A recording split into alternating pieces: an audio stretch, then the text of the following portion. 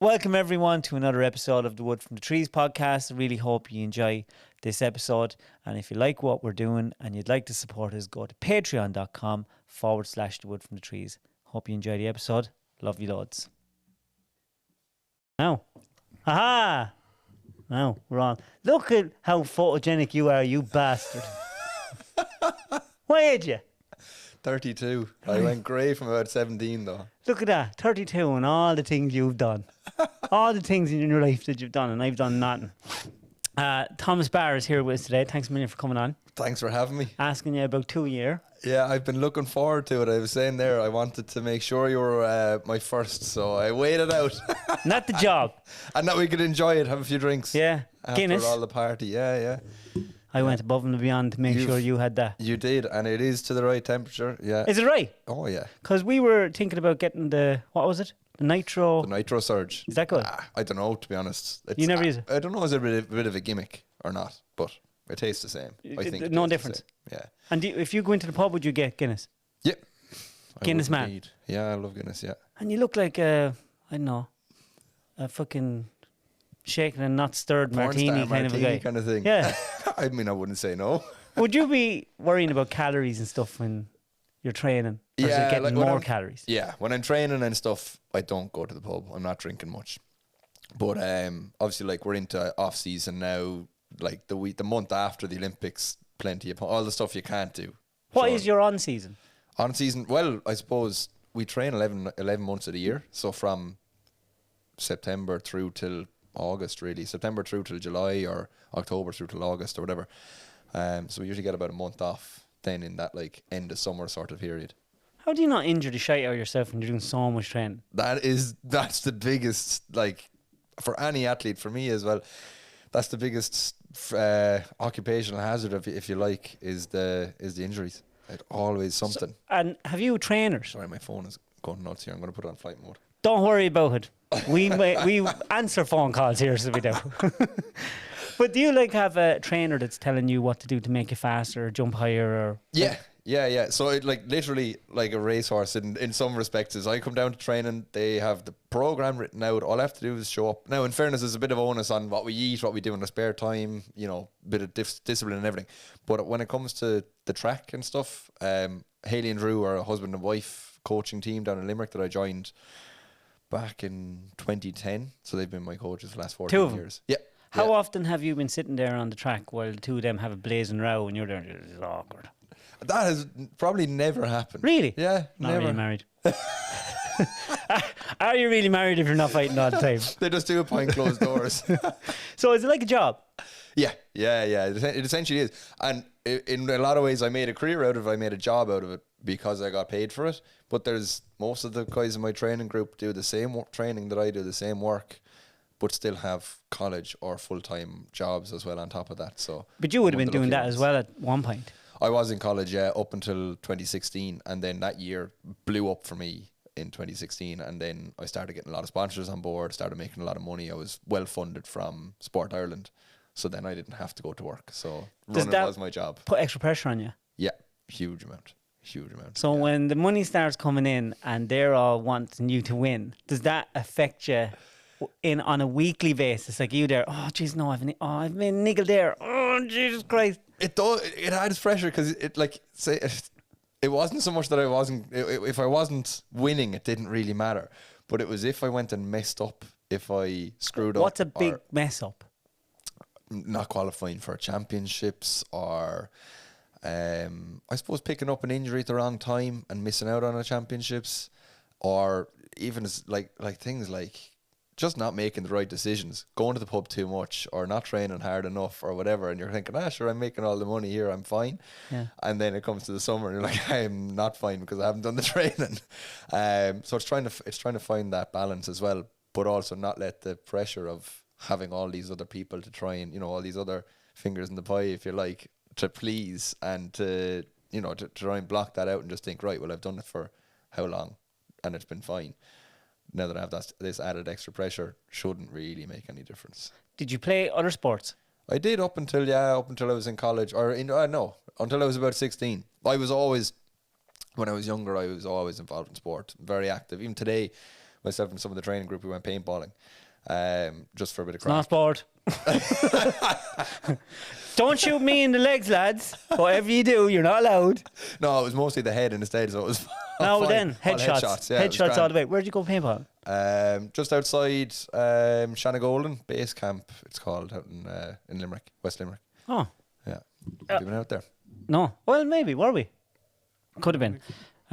Thomas brought us up Waterford Irish single malt whiskey. Now, I don't know who told you that I like whiskey, but that was a good call. You ready for the ASMR? Oh, it's glass. Is it a glass cork? Yeah. I've never seen that before. That's very cool. Should I there drink you go. this with ice? Oh, I haven't a clue. I'm going to try with ice. Not too much. Not too much. That was a fucking fail. Look at that.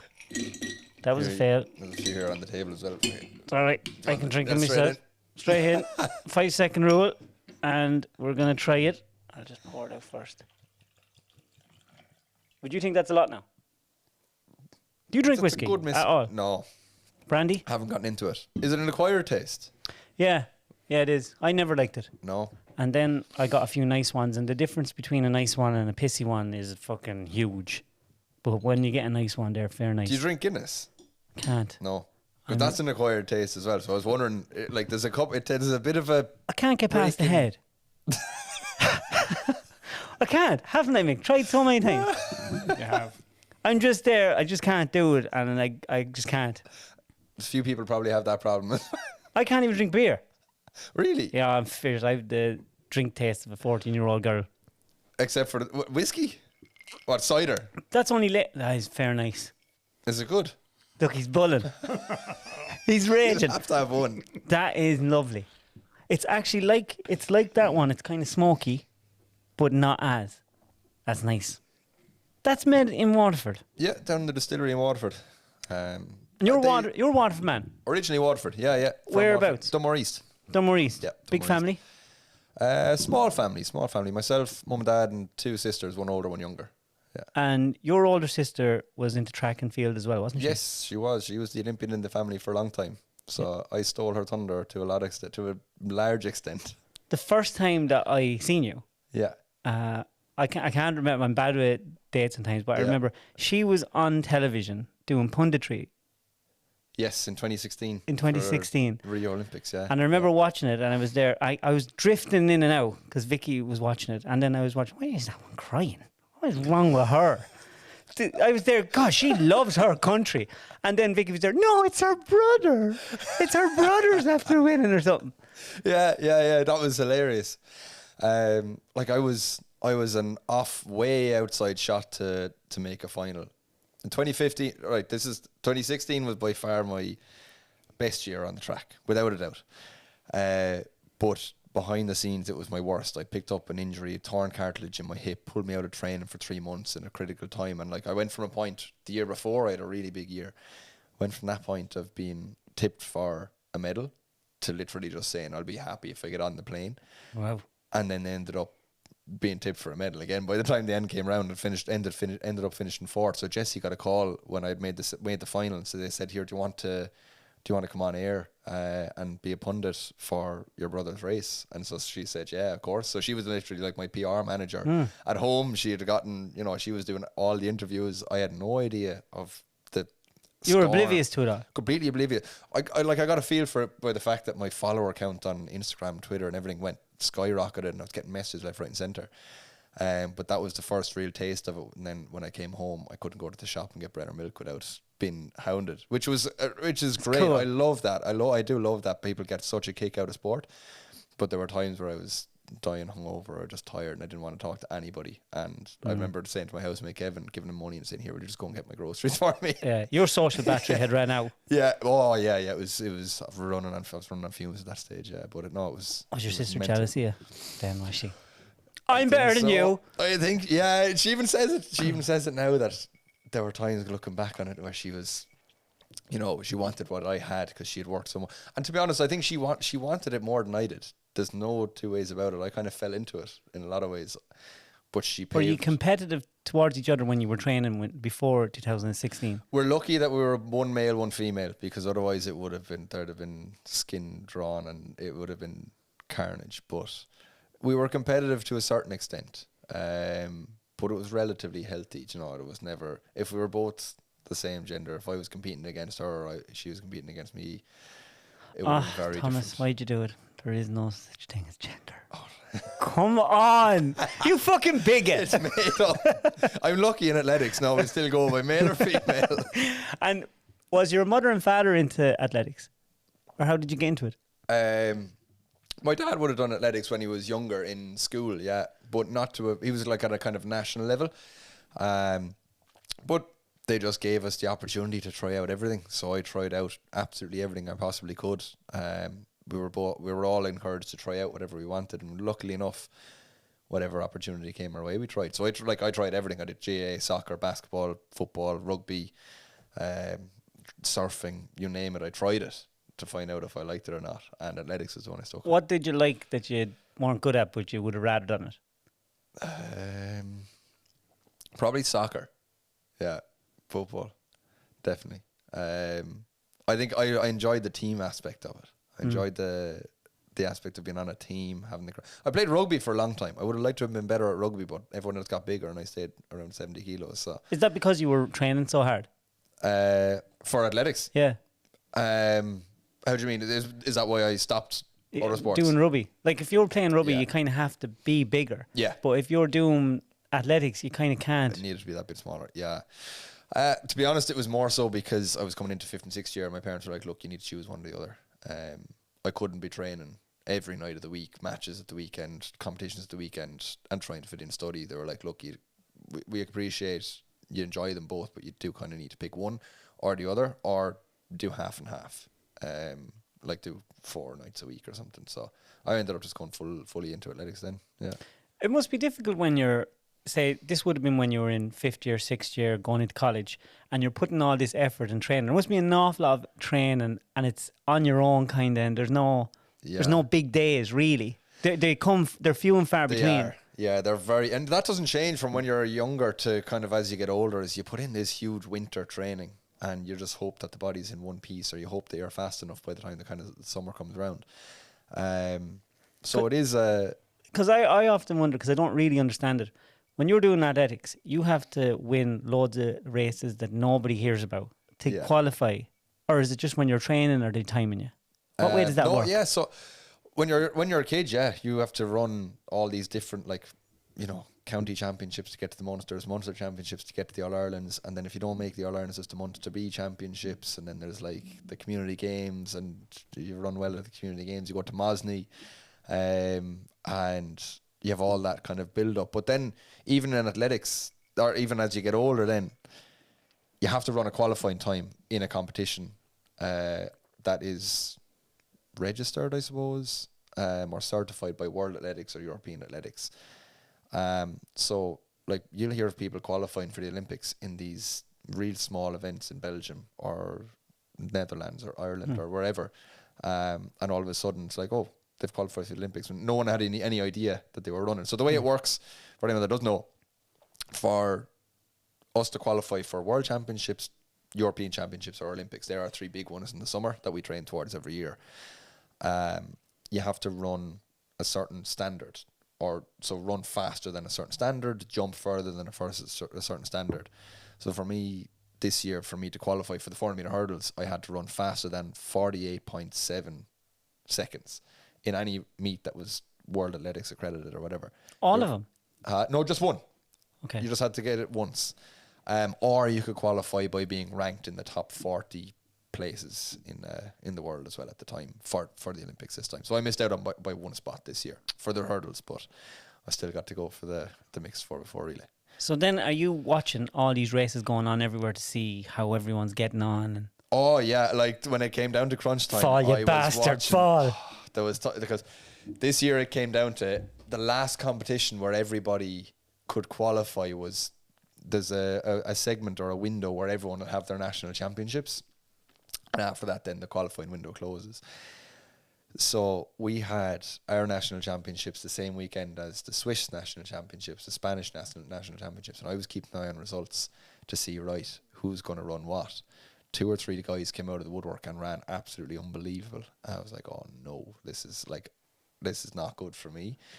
But I knew all I had to do was run a certain time, like it was 49.9 seconds in the national championships, because national championships also has bonus points to allow you to bump yourself up the rankings.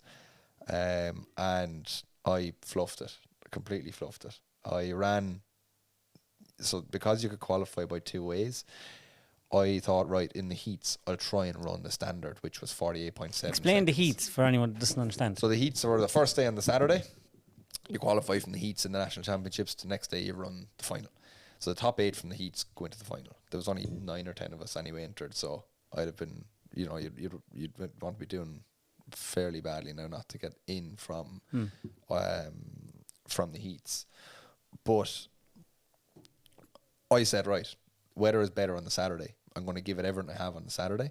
My Achilles flared up on the Saturday night after the race, so at that point I knew I only had to run 49 point something, 49.8, 49.9 in the final with the bonus points to qualify for the Olympics, and I didn't do it. So Do you know when it's happening? No, not until I crossed the line. Saw the clock and I was like, right, my fate is sealed now. There's nothing I could do at that stage. All I had to do was hope that other athletes didn't take their position in that top 40 ranking spots for the Olympics. Yeah, so What's the pressure like? So I like it. You're happy nervous. Yeah. Like if there's no pressure, if I don't feel under pressure, or I don't feel those jelly legs or that nerves, I'm like, there's something wrong here. I don't care about this race. I need a little bit of that to get me going. But there's nothing better than when you're under pressure and you do something and you pull it off. Can you remember the first time that you won a race, even if you were young and you thought, wow, this could be me this could be my career? I'm like Real Ferrell, like I'm that good. I am that good.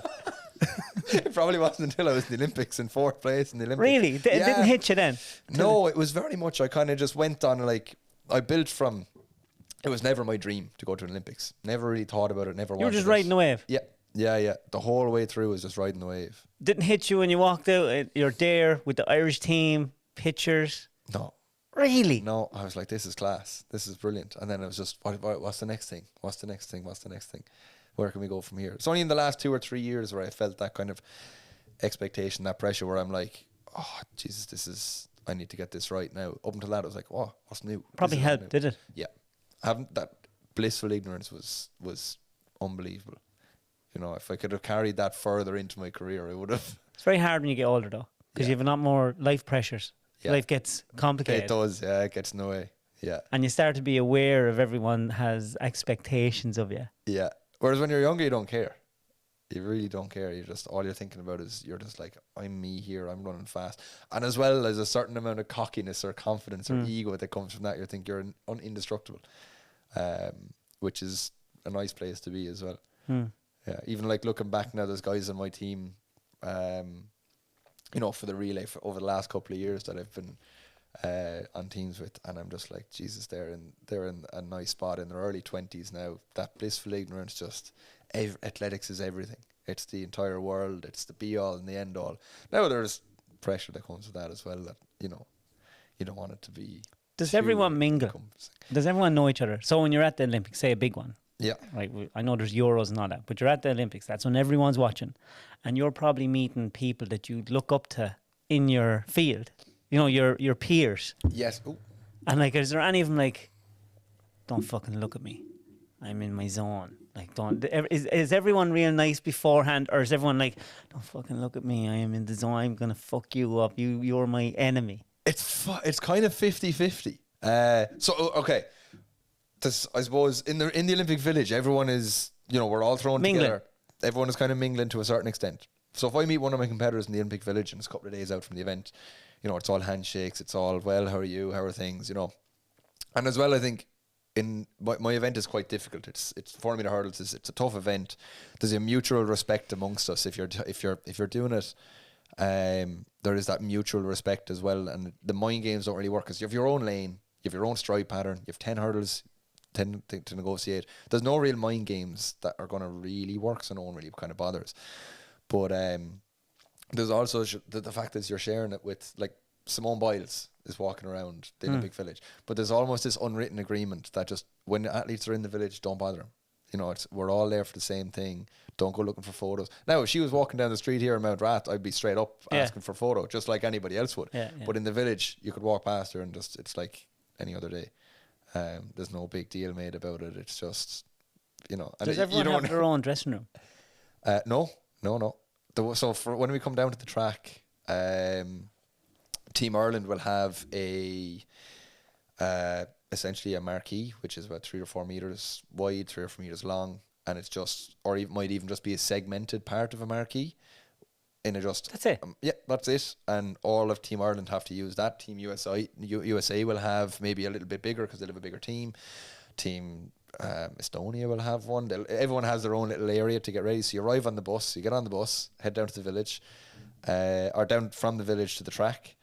There'll be a warm-up track where the marquees will be, which will have a full 400-meter track with a field in the middle for warming up. And everyone just warms up in the same place, on the same spot. And then you go into what's called the call room, where it's not much bigger than this here. There'll just be 8 seats in it with your lane number for the little, you know, ever see the little lane number stuck to your leg? So you'll have that on your seat, so you'll know your lane. You'll go sit down in your seat, stick your leg numbers on, go to the toilet, you know, strip off, get ready into your, be race ready, basically going out in your spikes, singlet and everything. You have about maybe 5 minutes of sitting around. If there's a bit of a warm-up track, you can run up and down a small strip, but you're all in very close quarters. And that's the point where no one is talking to each other. No one is really shaking hands. No one is giving words of encouragement. And that's where, if there's like mind games going on, that's where you're going to see them. Wow. Yeah. But it's, do you know what? It's, when I was younger, I looked at that and I was like, God, I feel way out of my depth here. Now, if there's that kind of like mind games going on, or fellas are trying to get into other people's heads, I'm nearly just laughing. I'm like, oh, why are you bothering? What's the point? Like, yeah. And when you're walking out and everyone's screaming and you're getting your lane and stuff, God, that's ASMR there, look. Guinness. Look at that. There's a man that knows his fucking job. Someone is going to tell me I'm doing it wrong, though. You can be guaranteed that. Yeah, but you know, they haven't gold medals. I brought it with me, actually. Fuck off! Oh, you're a legend of a man. Hold on, there's the keys first. Gold medal. And I have the bronze as well from the World Relays. Look at, wow. Oh my God, they're really heavy. That one is heavy. That one is proper heavy. That's from the European Championships. Wow. For the mixed 4x4 relay, yeah. And that's from the bronze is from the World Relay Championships, where we qualified the team. Then you had to finish in the top 8 to qualify for the Olympics. So we finished the team. Are these really important too? Yeah. Oh, for camera. Show the camera. What camera are we going in front of there? The autofocus one. Look at that. That looks even better on camera than in in real life. And it's incredibly heavy. I can't get over how heavy it is. Yeah. Will it focus in? Ah! Some job. They are special. Yeah, like, do you know what's funny is I was doing a school visit. It turned off. It turned down. I was doing a school visit recently and someone was asking me, oh, what's your best memory or whatever? It's obviously the medals. So best memory is definitely 4th, but you don't get anything to show off for 4th. At least when you're in the top 3, you get something to show off. When you put so much effort in training and you're on your own, like all those nights on your own training, it must be, because we often say, and we're fat little shites with tits and yokes just waddling around the track. But if I don't have someone with me, I ain't doing it. I'm the same, right? When I'm on the track, when I'm running, I'm on my own. But behind the scenes, there's about 30 to 40 of us training every night on the week. And that's what keeps me coming back is other the people. Group. Yeah. The crack. It's you know, if I didn't enjoy it, that's what kept me in athletics when I was younger. That's what is still keeping me going to this day is the fact that I still enjoy it. It's good crack. It's good fun. And it's at that point, if I'm not enjoying it, which I'm kind of coming to that point now, that's where I'll step back. but they keep you accountable. It's good fun. You forget about the work that you're doing.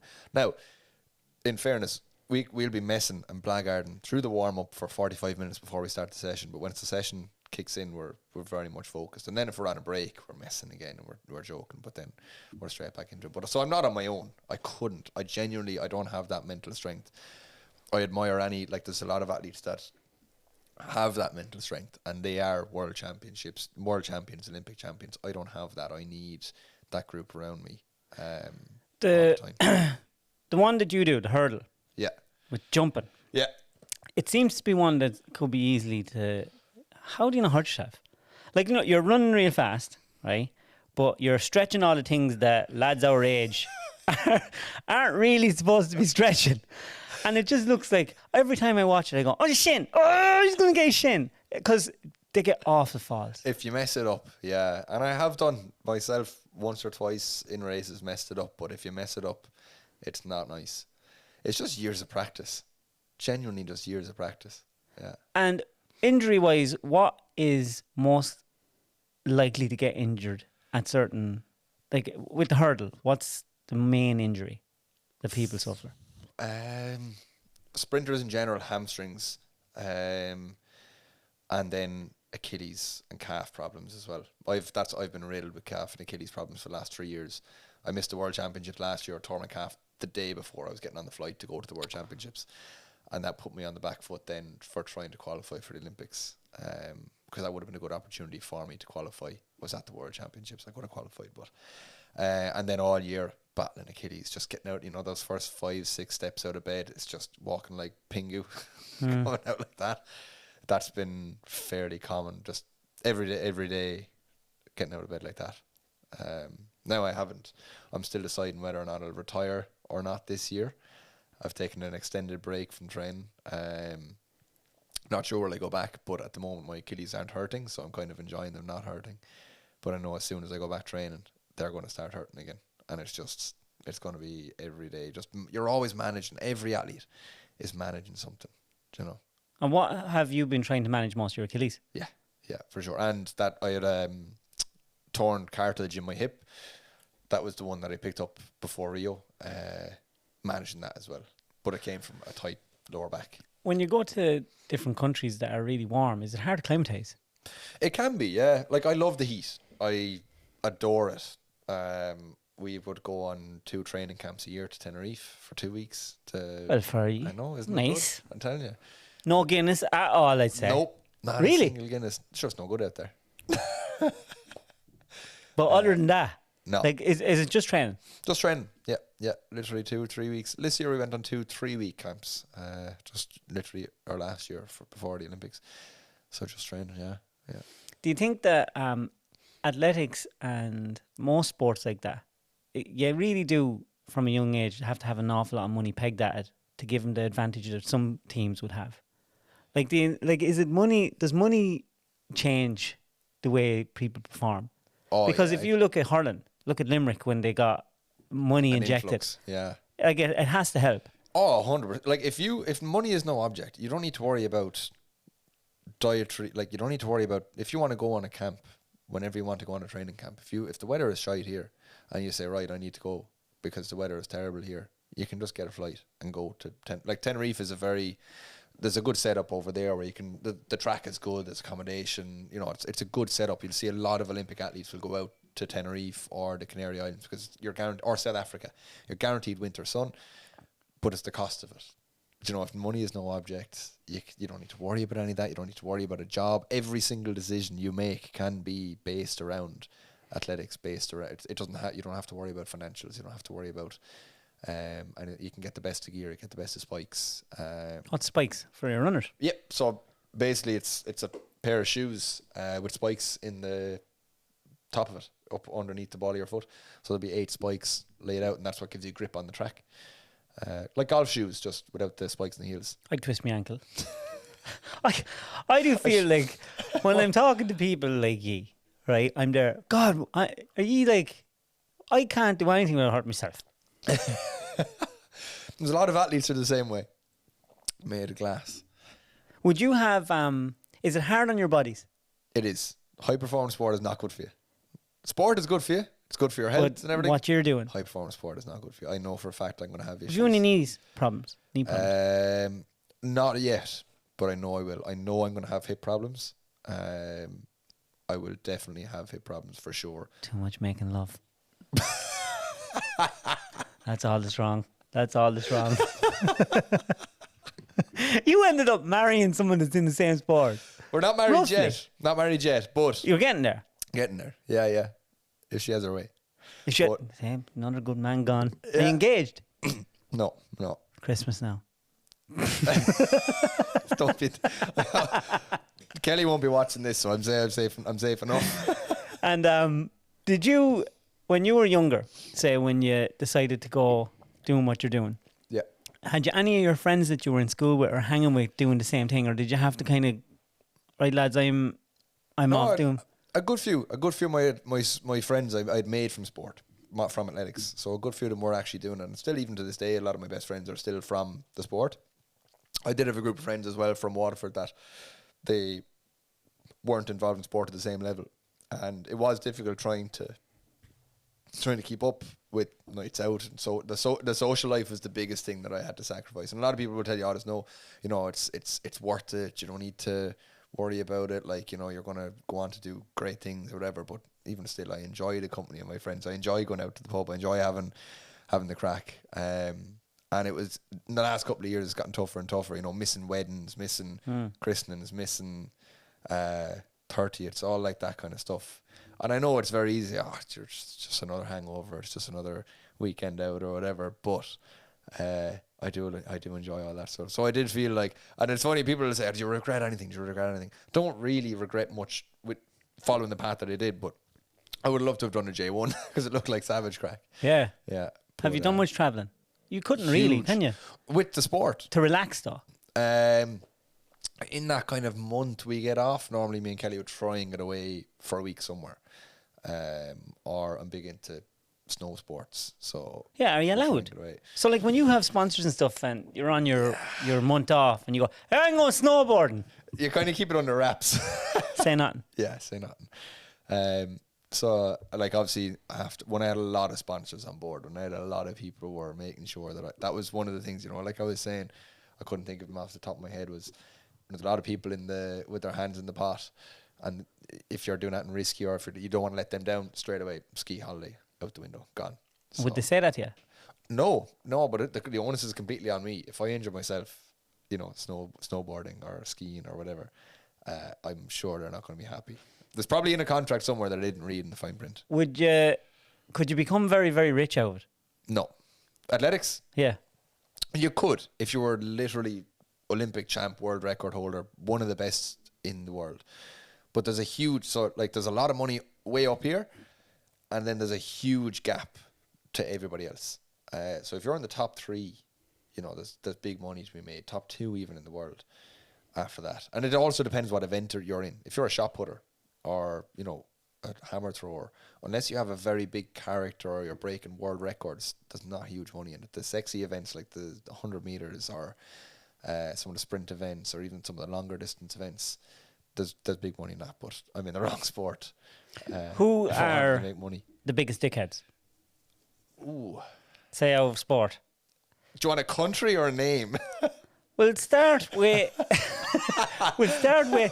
Say you have name all the different types. So you have hurdle, you have sprinting, you have swimming. Sprints and hurdles would fall into the same category. You have in athletics, you have sprints and hurdles.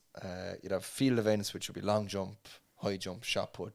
You have throwers and jumpers, and then you have middle distance and then long distance. So who attracts the biggest dickheads? Sprinting. Yeah, definitely. Fucking knew it. Yeah. How did I know that? It's the biggest egos. It's everyone's. It's all. That's if you're looking for mind games in a call room, it's amongst the sprinters always. They're the boys. Yeah, that's where the beef is at. Who are the soundest? Can I take a guess? Go on. The lads that do the ball. The shot put. Yeah. Yeah. They're the soundest. They're most of them are lunatics. Yeah. I knew it. A lot of field eventers. Are sound. Javelin. Yeah. And Don't know many javelin throwers. They'd be great now if the shit hit the fan, there was an apocalypse and we had to kill some wild boar and stuff. They'd be handy lads to have Well, around. you're not going after the sprinters because all they're going to do is run away from themselves. Run around. You want someone who can throw something heavy. Yeah, you would. Did you ever try any of them? I tried everything in the sport, yeah, but gosh, I wasn't strong enough. I wanted to be a sprinter. Everyone when they're younger, well, a lot of athletes when they were younger wanted to be a sprinter. It was a sexy event, it's a fast event, painless event, but I wasn't fast enough for that. What's the most memorable day you've ever had in your experience in your sport? Rio, finishing fourth, coming across the line in fourth place in Rio, and sitting there, I was 0.05 of a second off a bronze medal in the 2016 Olympics in Rio, and It doesn't even sound like any time. it's that I was closing in the last. So you were 40 there thinking, meters. if I had another... I thought I had it. Well, okay, I was about 80% sure I didn't have it, but I was 20% of me thought, okay, I think I've gotten the bronze here. Either way, I was going to be happy. But they had put up on the big screen the result, first place and the time, second place and the time. And because we were so close, I had to go to a photo finish for third and fourth. And I was waiting and waiting and waiting. And then I got really tired and I put my head down. And then I put my head back up and it said, Yasmani Capello, third place, Turkey. And then my name. But 47.97 doesn't mean, the time doesn't mean a lot to a lot of people. But running sub 48 seconds is, top 50 in the world kind of stuff ever. So I was like, as soon as I saw 47 beside my name, I was buzzing. And you'd Absolutely never got buzzing. that before? Never. No, ran a personal best in the Olympic final. Kind of when it counted. Do you ever wonder, is that... And I haven't come close since. But what is that? Is that like a psychological thing? Like, do you think does your mind just give you an extra, like, nos sometimes? 100%. Like, How does that happen? The game is 90% mental. 50% physical, 90% mental. It's nuts. The maths don't add up there. But it's all about how, I suppose I was always very relaxed. I didn't think too much about what I was going to do. The pressure never really got to me. Going out into the final in Rio in 2016, I was on a high. I didn't want to warm up. I didn't want to do it. And all I wanted to do was get straight onto the track and start running. I was ready to go. Let me off me leash. Literally, yeah. It was like I was held back. But it is. And a few days before that, were you thinking, how will my nerves react to this? Or are you just not thinking about it?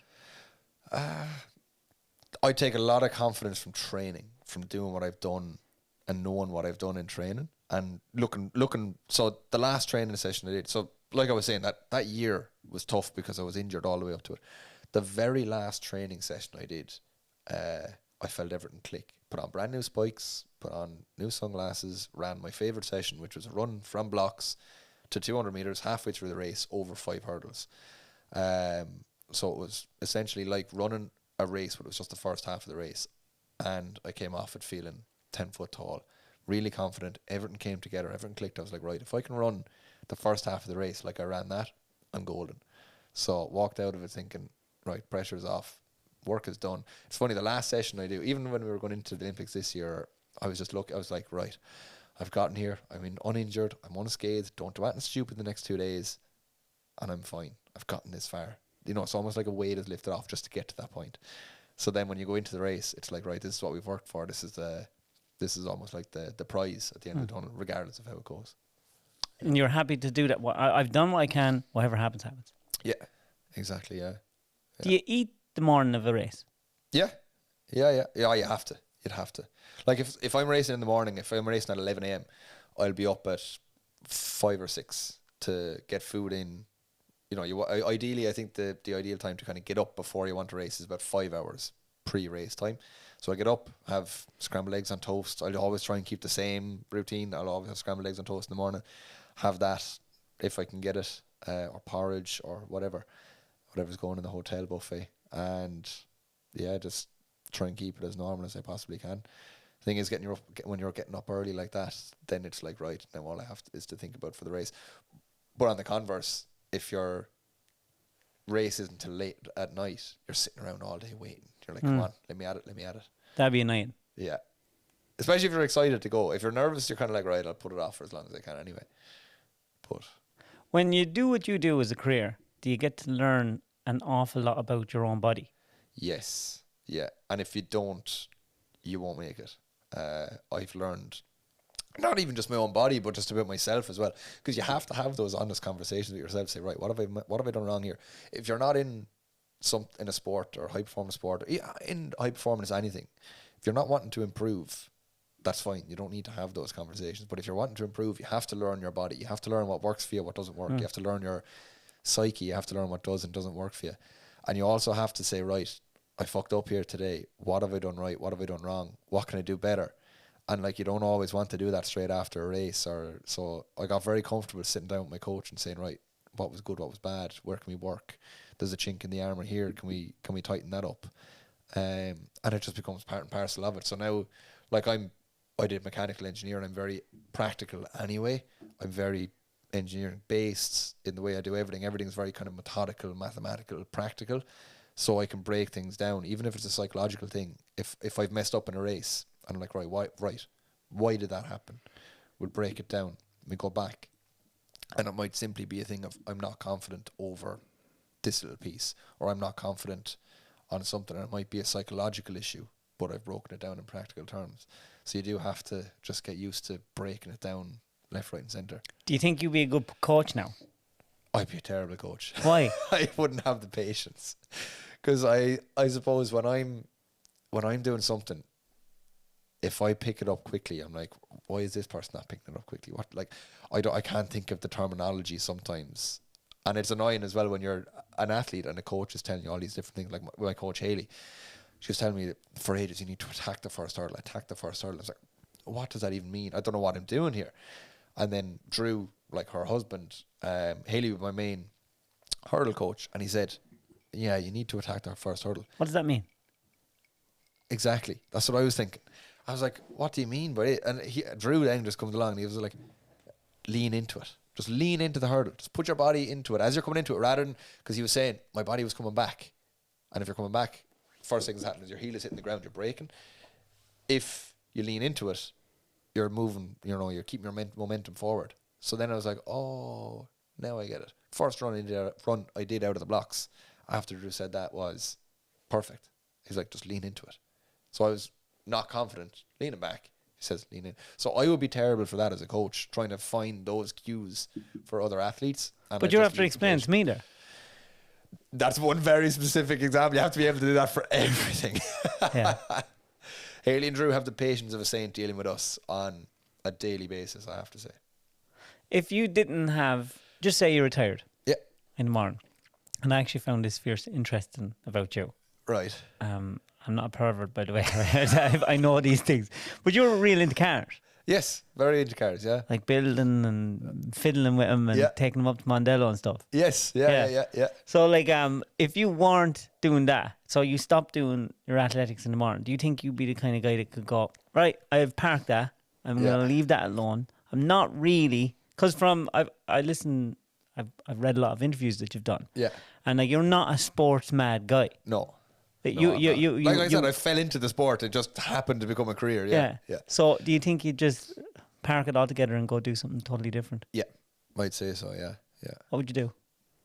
I don't know. Interesting to see where it goes. Because you're very young. In the spectrum of things, you're still only 30, like I'm 44. Can we make sure that makes it into the recording? Oh, that again. Everyone in my training group is calling me old because they're all in their mid-20s, early and mid-20s. So sport's weird like that. Yeah. The career is... It's short. Yeah. Like as soon as you're getting 30 in athletics anyway, unless you're in long distance, it's a short lifespan. So when it comes to sport, you've made it in your area. You've done, you're at a high level for your country. You're sponsored. It's your job. Your job. Like, if you were to retire in the morning, which could likely happen. Yeah, you're after giving your whole career to it. Your body, it's fucked probably. Yeah. Have you enough to live the rest of your life? Like, would the government, like, does the sports... No, you walk away, that's it. Good luck, thanks. They don't give you any, like, pension or... There's no pension. Now, in fairness, it's gotten better. It's gotten better in the last couple of years. It was. When my sister retired, that was it. Just out the door, good luck and thanks, see you later. Good luck and fuck you. Yeah, basically, yeah. Thanks very much. Thanks for your service, see you later. But it has gotten better. Like, even now if I was to retire, because I've been on funding on Sport Ireland support for the last, whatever, 6-7 years. If you're on it for a certain number of years, you'll get a couple of months of gym support to like basically detrain you. You'll get psychological support. You'll get physio support. And also you'll get a bursary of up to 50% of whatever money you're on when you retire. Forever. For 1 year. Yeah. And then, so it's kind of almost like a... That's not great now. It's not like a teacher's pension or anything like that. No, there's nothing. It's very much when you're, and even in the sport, when you're at a relatively high level, if you have a bad year or bad 2 years, you're starting from scratch again. So you can't go in and get a mortgage saying, hey, I run for Ireland. I got a mortgage, but it was extremely difficult and they weren't willing to lend me much. The only reason they lent me the money that broker was telling me was because kind of a big deal. I had engineering. I wish. Do you know who I am? am? With these, I was like, hey, just throw us down there. It was because I had engineering and I had a bachelor and master's degree. They were like, that's the only reason. He was like, if you really actually, you know, he was kind of explaining it in terms of saying, if you were working in Centra on minimum wage on a PAYE job for a couple of years, you'd be better off. Yeah, because there's no security in what we do. So I did manage to get a mortgage for a small cottage, an old cottage in Limerick. You were doing it up yourself? For the last That's cool. Yeah, it is. And you're really actually doing that yourself? Everything. Yeah, everything.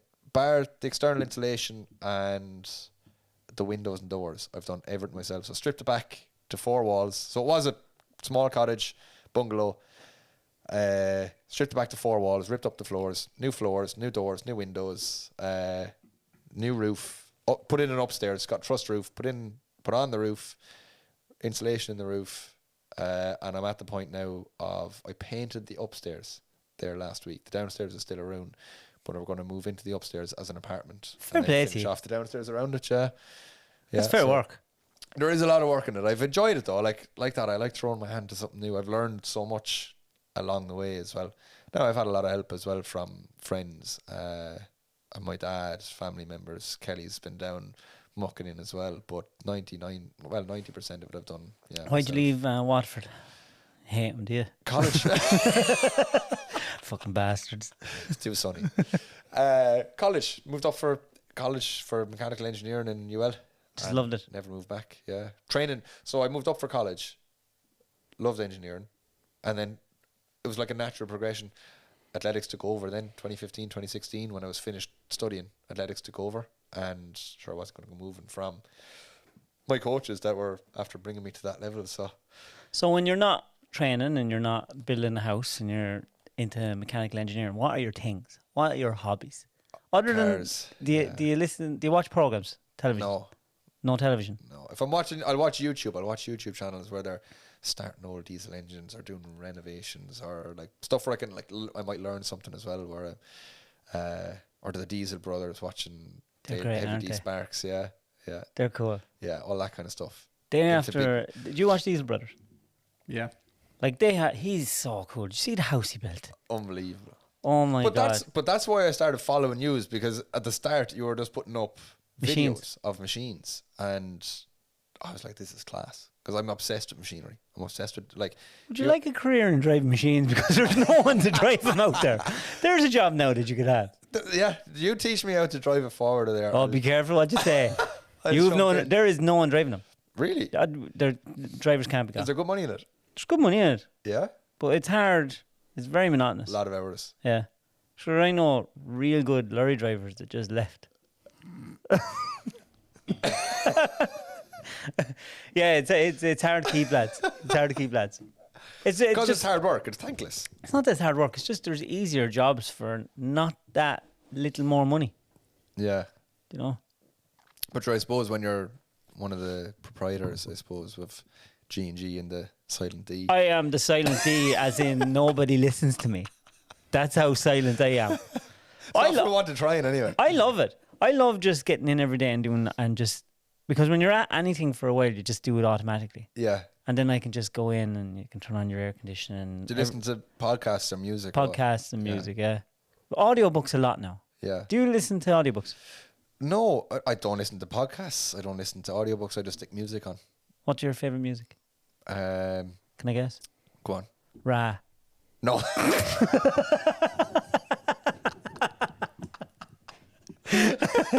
No, Kanye West. No. P. Diddy. P. Diddy. No. Have you ever been to a Diddy party? No. See me, there is no party like a Diddy party. That's what I'm after being told. I haven't. Have you? No, never a Diddy party. I wouldn't be invited. I am the most boring person.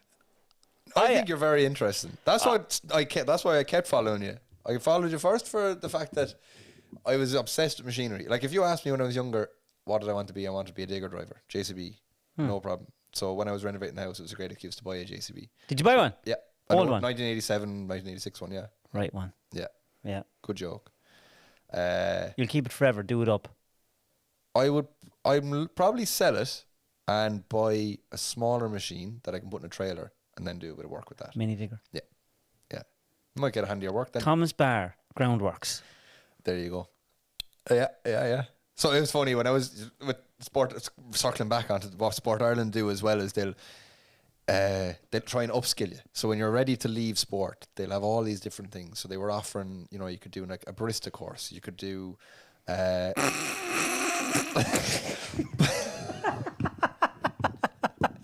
I'm just thinking of all these long jump lads and the boys in the javelin and the sprinters going, would you like to work in a coffee fucking shop? But man, I tell you, athletes are obsessed with coffee. Obsessed with coffee and food. Because it's something I suppose we need to be able I'm to do. obsessed with my wife. I don't want to be her. You like to like to put in an order. Yeah.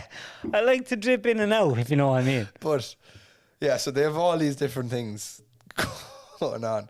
You could and also leadership courses. They have all these different, different things. And Owen, the life skills coordinator that I was working with, he came to me. He's like, "Look, you haven't accessed any of this." And like in my head, I was kind of saying, "Well, none of it's really interested me because I'm into things that like most athletes are not interested in, machinery, that kind of stuff." And he was like, "Look, if you can think of anything, let us know." So I said, "Actually, there is one thing. I've done my truck theory test. I'm going looking at Rick. driving This a man's truck." going to have job interview. The Barry and everyone's going to be ringing this lad when this pod's out. Said, you give me that Thomas Barr lad's number there. I have a brand new lorry for him here. We'll have to do the C one first before I get to drive the Arctic. So I said to him, I was like, "Look, is there any chance?" I'm looking at going doing lessons and doing the test, and it'll be probably €1,200 or whatever, all in €1,500. Is there any chance there might be a bursary for that? He said, "That's the first time I've ever had anyone ask me for that. I don't know, but I'll find out and I'll do my best for you." So I kind of got a bit of a chuckle off that phone call where he was completely bamboozled. He's like, "What are you doing? Thinking about going to Well, a truck?" I'm just after thinking of something now. I do a Patreon, Yeah. right? And that can be anything. How would you like to come up and you can drive machines, lorries, and see if you like it? Absolutely. No bother. That'd be literally like, do you know, right, when you send off a kid off into like the playpen Yeah. and just close the gate? That'd be me. Send me Brilliant. off. If there's one machine, send me in Always there. remember this saying: be careful what you wish for. At least I can walk away in the morning. That's true. That's true. The problem, I think, with most people that fall into that kind of thing is you fall into it early, and you have the same idea you do. When you're younger, you love it. Some lads, you just love gear, machines. Yeah. And then you can get into it and the access is there, and next thing you get money. Yeah. And the money at the time seems big because you're young and you don't need that much money. Yeah. The problem is it never ever changes. The money never ever changes, and you need more money all the time. Like you have a wife and you have kids, and then you end up loving it, and you miss it after a while. Yeah, but that's the thing. You enjoy it. Doesn't matter then at that stage. Once you're doing something you enjoy, like. Yeah, that's true. Then it's down to just your own bad financial decisions putting you under pressure. Yeah, it's my fault actually. The more I think about it. You could have gotten a big job where there was lots of scalability, gone up the ladder, made the 100,000. The options for me getting a big job in my life were very slim. Very slim. Weren't they? Weren't they cleverest now? Were you good in school? I was, yeah. Yeah, I was. Because mechanical engineering is I tough love enough to maths get and into it, physics. maths and physics. Yeah, love maths, love physics. And I did enough in the other subjects to do well in them. I worked hard, in fairness. I did put a lot of effort into school and got the rewards, but so I ended up being all right. But at the end of it, like I wanted to go do engineering in college, so I kind of had to work for that. Would you be into technology now? A little bit. You wouldn't be the kind Not of guy really. to be there. I need the newest phone. No, mine was smashed to bits on the back, and it's 4 years old, and battery doesn't last a full day. So I would like to have a newer phone, but they're I'm very saying expensive. I like my old phone. I just don't like big phones. I'm supposed to get a phone. I ordered a phone, and you can't get the 500 gig one without having this big one. You know the Oh, the Pro. yeah, the Pro. Yeah, And it's or too big. I Max or can't get my whatever. hand around it. Yeah. And then I can't do videos. And so I'm like, I just want a You're small like- one. You're like a child. I am, and they're there. No, teenager. they don't come in that size. You have to get the big one. And I was there. I like my old. I like this. I have this is a 13. It does me So fine. you have like the old fashioned look of no, I like my old phone with the teenager's view of I don't want a big phone because I can't take videos. Yeah, that's it. That's it. That's exactly what it is. Because when Hybrid. I'm staring at myself doing my videos, Did you find that difficult, right? Because I've rarely on my Instagram, I'll put up pictures and I'll type a little thing, or I'll rarely talk to camera. And that's something I've always found. Did you find that hard to get into at the start, or? I never did that until I started. There was this thing called Forestry Machine Operators blog. Right. That's what it was. Now, when we were younger, we used to video each other messing. We'd be messing. You know, like I'd always do a funny video or something. But on the blog, they were doing a competition, and Mark Curtis, a guy that runs it, asked me to do something for the competition. And then some of the videos got fairly big, and I put them onto my own page, and then it just pushed on. Spiraled out of that. Yeah. So, no, I don't mind. I know, it never bothered me. Yeah. It never 'Cause bothered me. It's something I definitely didn't capitalize on. Was You can social overthink media. it. Yeah. Because Kelly always says to me, she's like, you should have a YouTube channel. Just You follow." 100%. But it's When some I was effort. watching you doing your house and stuff, I was there thinking, why is he not vlogging that? It's a double-edged sword as well, because if I was to put out how often I was down at the house doing work, I'd have the athletics community then saying, you should be at home resting and training. Yeah. See, there's always a... Yeah, but I would love to have, like, I should have recorded more of what I was doing, because people often don't believe how much I was down there. Like, I was down there with a Kango in the pissing rain on scaffolding, knocking down the gable walls, and, you know, for 4 or 5 hours a day in the winter. I think people like that. I think Yeah. people are tired of the picture perfect, everything's easy. Yeah.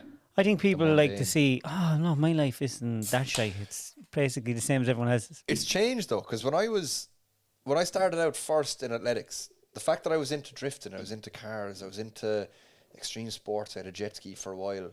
Did you fuck? Yeah, I'll tell you, I've had Hold a lot up. I'll have a Wait lot a of minute. fun machines. Go back now. Jet ski. Yeah, I want you to tell me everything about jet skis. So why did you don't get a know jet ski first? because they're fun. I love being on the water. I love water sports. I love surfing. I love wakeboarding. My parents got a boat when we were about 17, 18, and we went wakeboarding, and I loved it. And I was jealous of the lads on jet skis flying around the place. So I bought a jet ski for 1,300 quid. On Can you just Honda. buy one, get it, and fuck it into any water? Yeah, technically, yeah. So we were down in Dunmore East. I had it down in Dunmore East for years, and then we used to bring it up to Loughdorg then when I was up in Limerick, out in Loughdorg then. And like during COVID then, so I'd sold my jet ski. So the parents' boat, Your parents have a boat. so they bought it when we were 17, 18. They had it for years. Then it was sitting idle for 3 years, and it needed a lot of work. So they said, look, you can take that away, fix it up, and use it away. And then whenever you sell it, we'll split it or whatever. So we had that up in Limerick during COVID as well. So when the restrictions were kind of lifted to the 5, 10K and you were allowed to do a certain amount of stuff, I had probably one of the best summers ever. Away Cool. from sport, on Just the water. chilling. Yeah. Jet skis and boats. And a lot of my friends, like my close friends up here, are into all that sort of stuff. Yeah. And did all your friends have jet skis as well? So there was one stage, I think there was maybe four or 5 jet skis and 3 boats amongst us all. I bet you didn't show your sponsors that. No. Are they powerful? They can be. Yeah. The one I had wasn't. The one I had was only 750cc, 760cc. Sounds like a nice bet. It's not bad, but you can get 1200, 1300cc ones. Like there's a mate of mine has one that was I think it was a 1100, 1200cc. It would do 60, 70 mile an hour. And are they sucking in water and pushing it out? Yeah. Like the little jet engine? Yeah, little jet engine. There's one it's been rare. I've been scared of. Ben Kiley, a friend of mine, he had what's called a Yamaha Wave Blaster, and it had all of these sports mods. Awesome name. Awesome name. Exactly. But he's a lunatic, right? So he says, here, I'm after getting this new jet ski. We'll bring it up to Loughdorg. We'll try it out. I said, yeah, absolutely. He said, no, but like it's not for the faint-hearted. It's like a scrambler on the water, a really powerful scrambler. I was like, yeah, we'll give it a go anyway. And he's an absolute lunatic, nut job, into all sorts of crazy stuff. And when he was handing me a helmet, I've never seen anyone driving a jet ski with a helmet. He's like, you'll need this. I was like, oh, fuck, this is serious shit if he's giving me a helmet, because he doesn't think about safety on the best of times. And it was, the acceleration in it was unbelievable. Like if you weren't holding on to the handlebars tight enough and you pull the throttle fully, you'd be left. What's the throttle? Is it like a thumb throttle, or is it a... It's got a little lever in front of you. So it's like a quad throttle, but on the front. So you grab it with your index finger or your two first fingers or whatever. And like when you're on the waves, like are they banging down? Like yeah. Do you have to stand up? Yeah. So if it's very rough, you won't be standing up. And would they lip out of the water? Yeah. Oh yeah, we have photos of them fully out of the water, yeah. So that was something else then. If we had boats, one or two boats out in the water, you get them to go nice and slow, but loads of people in the boat, create a big wake, and you just jump the wake then with the jet skis. How cold is all that sound? Like I can't swim, and I'd love to do that. Yeah? Yeah, fuck. They look so cool. And like when you're turning them, like what's steering them? You turn the jet. So the jet turns. That's why when they're up out of the water, the jet at the back is turning and pushing them around. Yeah. So if you're not on the throttle, there's no steering. So if you're if you panic, let off, straight. That's what happens. Yeah. So if you're panicking, right, this happens all the time. If you're panicking and you're like, easiest thing to do here is just let go of everything and turn the handlebars. That'll do nothing, because you have to actually give a throttle to turn. So if you're going straight for a boat or a bollard or so counterintuitive, isn't it? And give a throttle. Yeah. That's caught people out a number of times. And when you have a fast one and you go up, and will they not nose down into the sea? Generally, no. They'll come up and kind of stay at that sort of angle and then hit arse first. How many times have you nearly been killed on it? Maybe once. Not really. I'd be fairly, I like to feel my way into things. I don't go hammer and tongs straight away. I'll find my way into it. Is there po-po on the water? Po-po. There is in some areas. The Coast Guard will always be around, but there's only one or two Garda boats, I think. Now, I'm open to correction. I'm sure people will. Have they ever stopped you? The Coast Guard stopped me once in Dunmore East because I was speeding in the low 5 knots area. Did you realise what speed you were doing there? Yeah. How fast did it go? 45 miles an hour. On the water? On the water, yeah. Have you ever been on one, Mick? No. It involves water. Mick's afraid of water. You're a land mammal. Yeah. My friends are afraid of weird things. He's afraid of water. My friend Martin Gotton is afraid of sharks and mashed potatoes. So his worst fear is a shark eating mashed potatoes coming from. Why mashed potatoes? I have no clue. It's just something that he's afraid of. In fairness, I can't laugh. I do not like bananas. What happened? Tell us about this day. We're not going to go into it. But it wasn't good. You still have nightmares. No, I have no idea why. I used to eat them when I was a kid, and now I don't eat them anymore. Hate them. Like, if you had a banana there and put it on my hand, I may as well have dog shit on my hand. Go away. Yeah. What's your biggest fear? Biggest fear? Bananas. I actually don't know.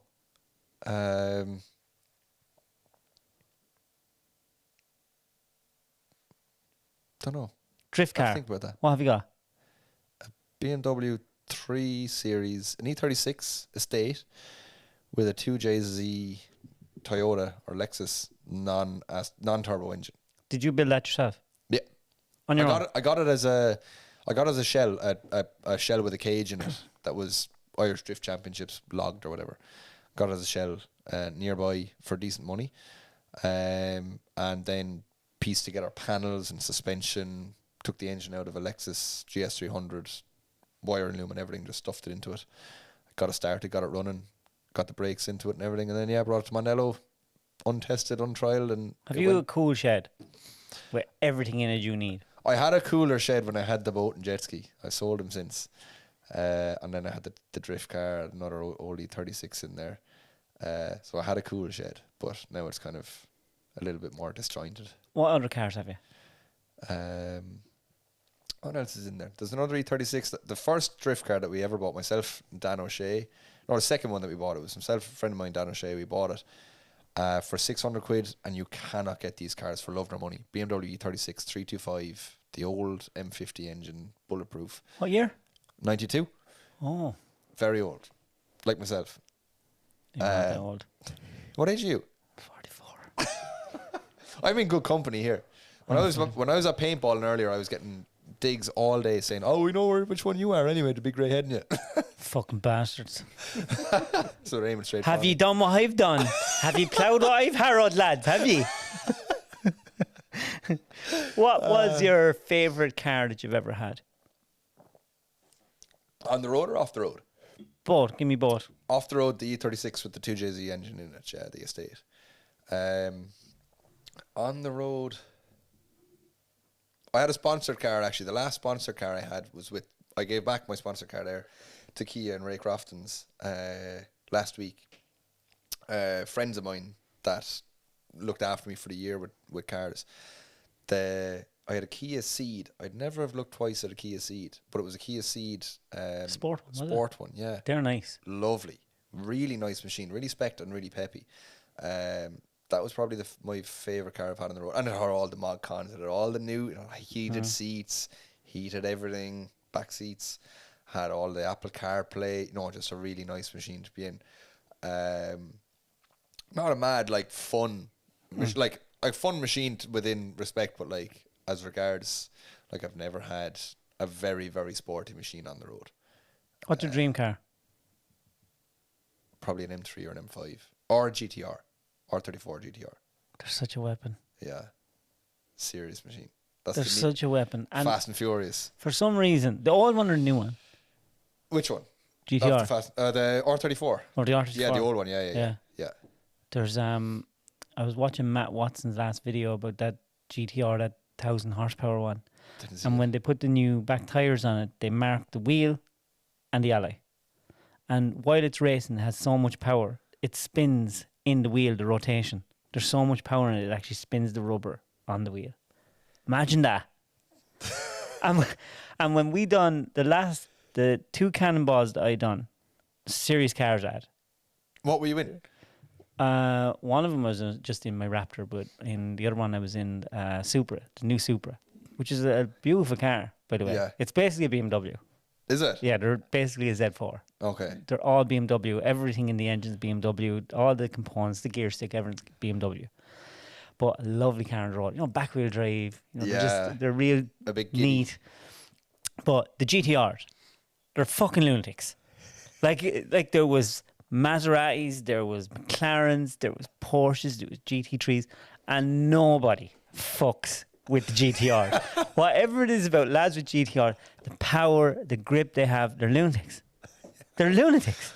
The hypercars, supercars would never really do it for me because you're putting a huge, huge amount of money into something, and it's you want to drive it hard, but you're also trying to mind it. Yeah. Whereas with a GTR, you're kind of in that happy medium. Yeah, I think it depends though. Some people, you have so much money, it's irrelevant to you.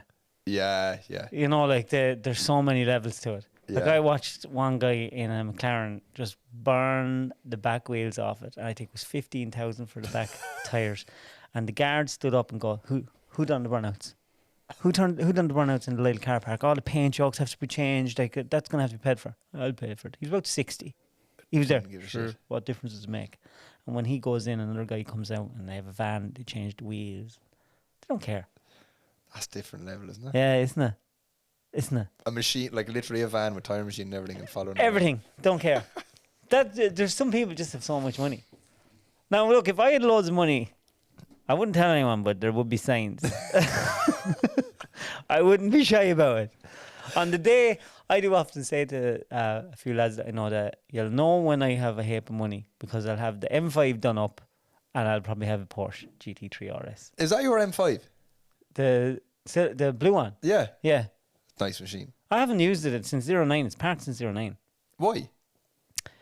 Well, in 09 I couldn't afford to drive it. Fair. I was after buying this thing and I remember bringing it home and my father saying, you got rid of a diesel to buy an older petrol. And I was like, yeah. He goes, you fucking idiot. You'll regret that. And I remember back in 09, remember everything went to shit and there was a recession and I couldn't afford to put petrol in, I couldn't afford to fix it. And one morning I came out to drive it. And I was driving it with no tax, no fucking, nothing on it. I was terrified I was going to get caught. And I could barely afford to put petrol in it. And the indicator got stuck on. It was just on right. And I took it down to BMW in Care. And they were there, oh, it's the stock. It was €150 to program it in. And then they came back out and said, it's not working still. It's the lighting unit. It was nearly €2,000. And I had no money. I had to ring one of my brothers, get the money off him. And I was driving it home and I was there, right, an NCT in this and then parking. And I Has it NCT parked since? parked since. That's a shame. Since 2009. And I thought about selling it, but I remember ringing a guy about, I was thinking of selling it. I was broke. I mean, now broke. And he offered me $5,000 for it. And he was there, hey, look, it's a recession. That's all I'm going to pay. And I was there, fuck that shit. And now it's worth a good few pound. Yeah. But I'd have to spend a lot of money on it. To get it going again. Yeah. You know, every water pipe would have to be done. You know, you can imagine, like, it's just parked. And I just said, a lad with no house, 4 kids, not a great time to be spending a heap of money on a car. She'd definitely divorce me. 100% she'd divorce me. Yeah, that's fair. No, I don't think it's fair because about 2 weeks ago she started getting on to me about our rent got raised. Okay. You know, and they raised it €300. And she was going mad. She was like, oh, we should buy a mobile home and live up on the site. What's the story with your place at the moment? Are you broke ground? No, I was 2 years getting planning. Okay. 2 years getting planning and then bought off my uncle. My uncle passed away and then the land went into probate. There was a lot of stuff went on. Messing, yeah. But I got my planning and I actually only last Friday got the trailer and got stakes and yokes to mark it off and just to get a fence and a gate to get into it. And Yeah. I'm so looking forward to doing it. I'm looking forward to starting at it. Yeah. Like when I was watching you doing your house, I was there thinking, oh, that'd be so awesome. I can't wait to, even though I can't really do anything. Just get stuck in and just to see do progress. something. Yeah, yeah. Because I have a friend that does a bit of building, and when Garrett was building his house, it was so nice to go down and odd night and help do stuff and paint and Do whatever. lift in girders and stuff. It's just nice to do things, and you think you'd always remembered.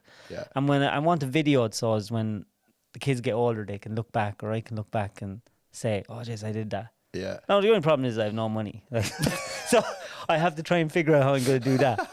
Because I haven't got a mortgage and I've spent all my savings on the actual field and have a few pounds to do stuff, but I'm winging it. Fair play. I have I've no been idea the what I'm same doing. as well. People look at me and think I know where I'm at. Mick, you can tell them. I know So does I everyone haven't a else. clue. I have no idea what I'm doing. But I genuinely think most people don't know what they're doing. Just reacting. You're winging it. Yeah, 100%. Because I have no idea what I was doing anyway. but you did it. YouTube and Google fill in the gaps everywhere. It's mad, isn't it? Mental. Wait, should we done that here with this? Yeah. When we had to learn how to do this, I didn't know how. When Matt went, I didn't know how to turn on a camera. We came in here one night and we just practiced. And figured it out. And it's like, I have a problem. Right, Google. Yeah. Googling what's the YouTube. YouTube's amazing. Rode microphone X127 Yeah. won't work. Like, YouTube is just amazing Unbelievable. when you think about it. Yeah. The amount of information that's on it. Yeah. Now, sometimes I do notice going down an awful rabbit hole. Like, do you watch Whistling Diesel? Yeah. How awesome is he? Lunatic. Do you watch it? Yeah. And like, people say to me, oh, he's a dickhead and the stuff he does. I think he's fucking cool. I was of the opinion at the start, I was like, this fella has so much money, he's an arsehole, he's wasting it. But I was like, do you know what? If I was in the position that I was in where money was no object and Do the same people, thing. it was just being fueled and it's just, you have enough people that are interested in what you're doing because it's funny. And then you have enough people that aren't interested or watching it just to give out about you. You're like, fuck it. He why not? has it sorted. So funny. And I don't think anyone has ever done as much for a Merc G-Wagon than he has. No. I want one of them now. I wouldn't have put them, I wouldn't Some have put them yuck. up there for being That gave. Toughest car I've ever seen. Yeah, the best one was the merry-go-round with the jet engine on it. It was the most dangerous thing I've ever seen. Yeah.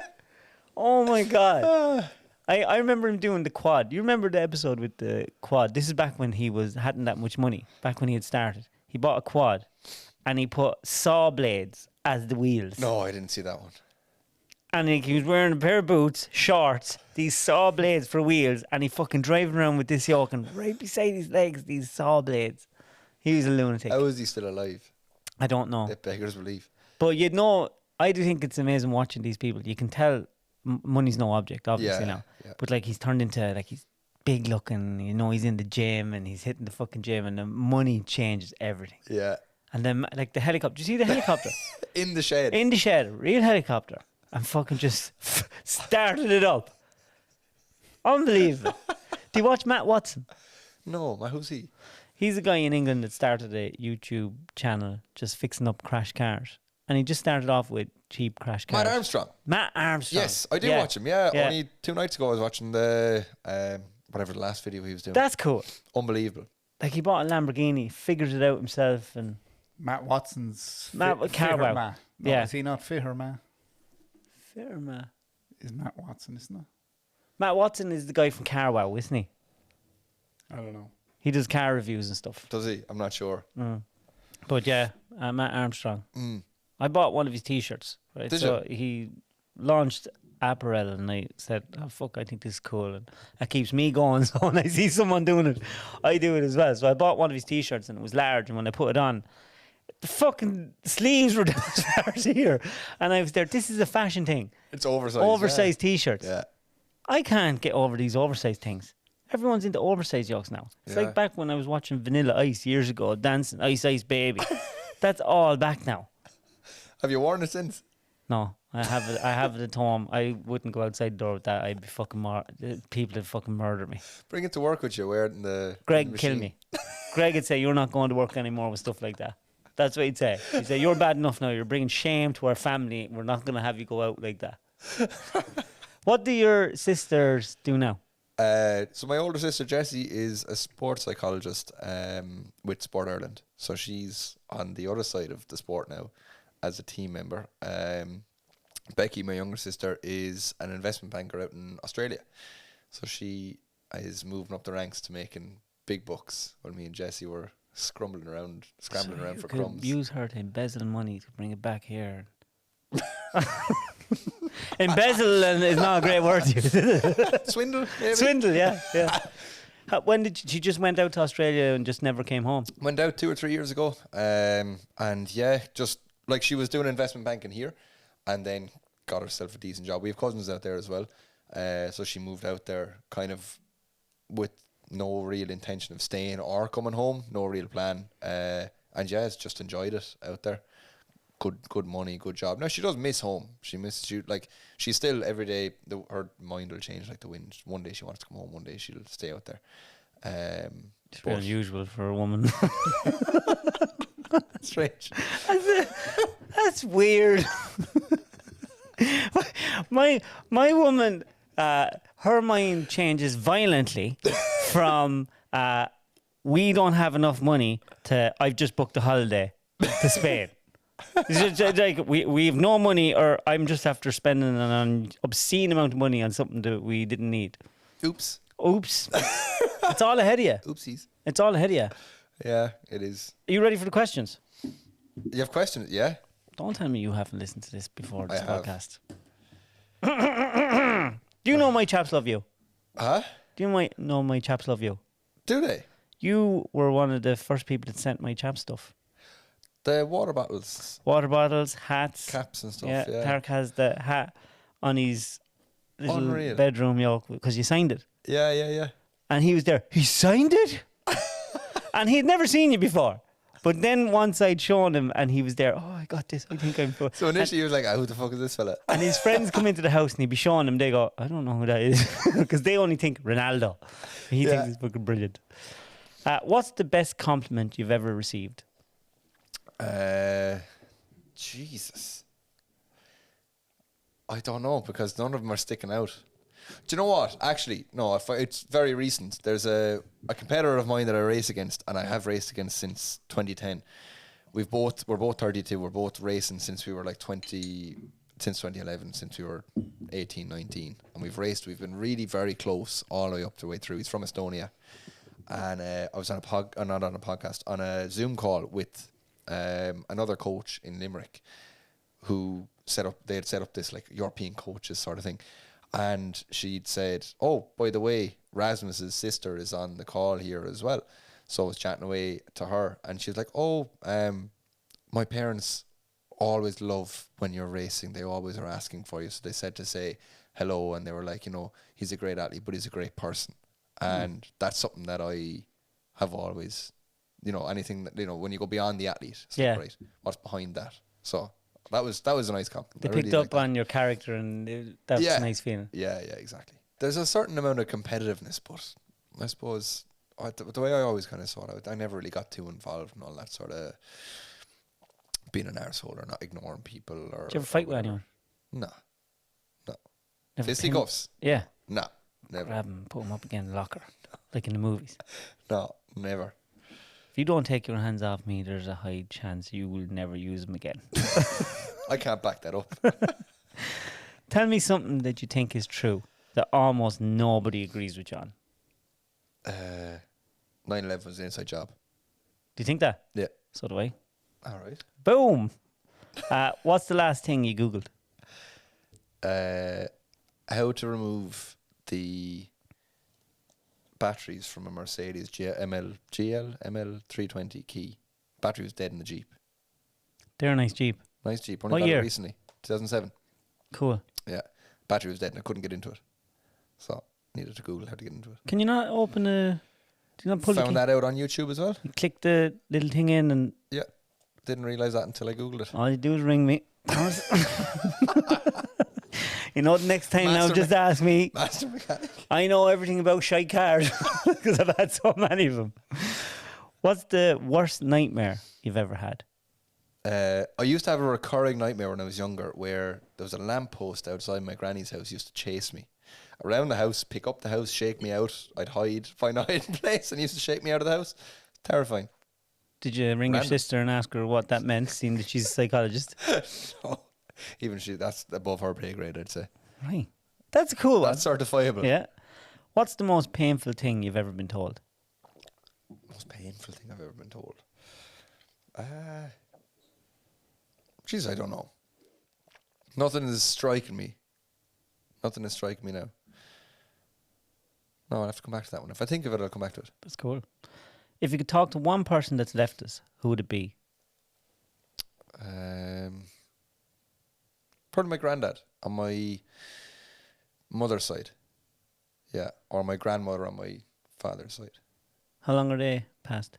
My grandmother, I'd say 10, more, probably 15 years. My grandfather on my mother's side, I only knew him until I was maybe 8 or 9. So, didn't really know the man very well. What would you say to him? What did you think of me? He always thought I was probably a bit soft. So Older generation think always the younger generation is soft. Yeah. You'll always hear, don't make men like they used to. Yeah. Do you believe in God No. at all? No. What do people misunderstand most about you? That I'm not just an athlete. A lot of people genuinely don't understand. With the house build, they don't understand how much of it I'm actually doing myself, or how hands-on I am, or whatever. That's definitely very misunderstood. Yeah. What are you most proud of so far in your life? I think sticking out the sport at a high level for so long. I'm definitely very proud of that. I'm also very proud of the fact that I've done it without upsetting too many people, I think. Touch wood. Has to be something coming out in the papers in the next couple of weeks. Let's hope I don't have that going on again. Jesus Christ. What do you think is your biggest failure? My biggest failure. I try not to think too much about where I fucked up. I don't know. Come back to that one. If What's I your can think of one. What's your favorite quote? Favorite quote Yeah, from like anything at a all. film. Oh, I heard one yesterday or only recently, and I really liked it. And it was something along the lines of, if you do it now, if you can do it now, why not? If you can't, if you do it, something to do with like using the time you have now. If you can do it now, why aren't you? Kind of thing, basically. Can't remember the exact quote. That's how memorable it was. Are you impulsive? Am I impulsive? No, I will think through everything like meticulously. Do you procrastinate? Yes. Yeah. Because I want to make sure whatever I'm doing, it could be something very small, whatever I'm doing, I want to make sure I'm doing it 100%. Is that your engineering brain? Yeah. Yeah. Probably that fear of failure as well. I don't want to fail. I don't want to mess up. What's So I make sure I do it to the best. when did you most feel like a failure? Probably after the 2014 European Championships, actually, as an athlete. If we take it back to athletics for a sec. I was tipped for a medal, didn't even make the final. I got ahead of myself, got cocky, thought, sure, I'm one of the best in Europe at the moment, I'll breeze into the final. Didn't give it my all in the semi-final, messed up, and was sitting watching the final with my head in my hands thinking, what? But learned from that then and said, right, I don't want to be in this position again. So I was like, right, from now on, every semi-final is a final. And anyone that I talk to, when they're talking about semi-finals, they're talking about a final. It's like, forget about the fucking final. Semi-final is your final right now. So When you have a mishap like that, who do you think you've disappointed the most? Is it yourself or others? others.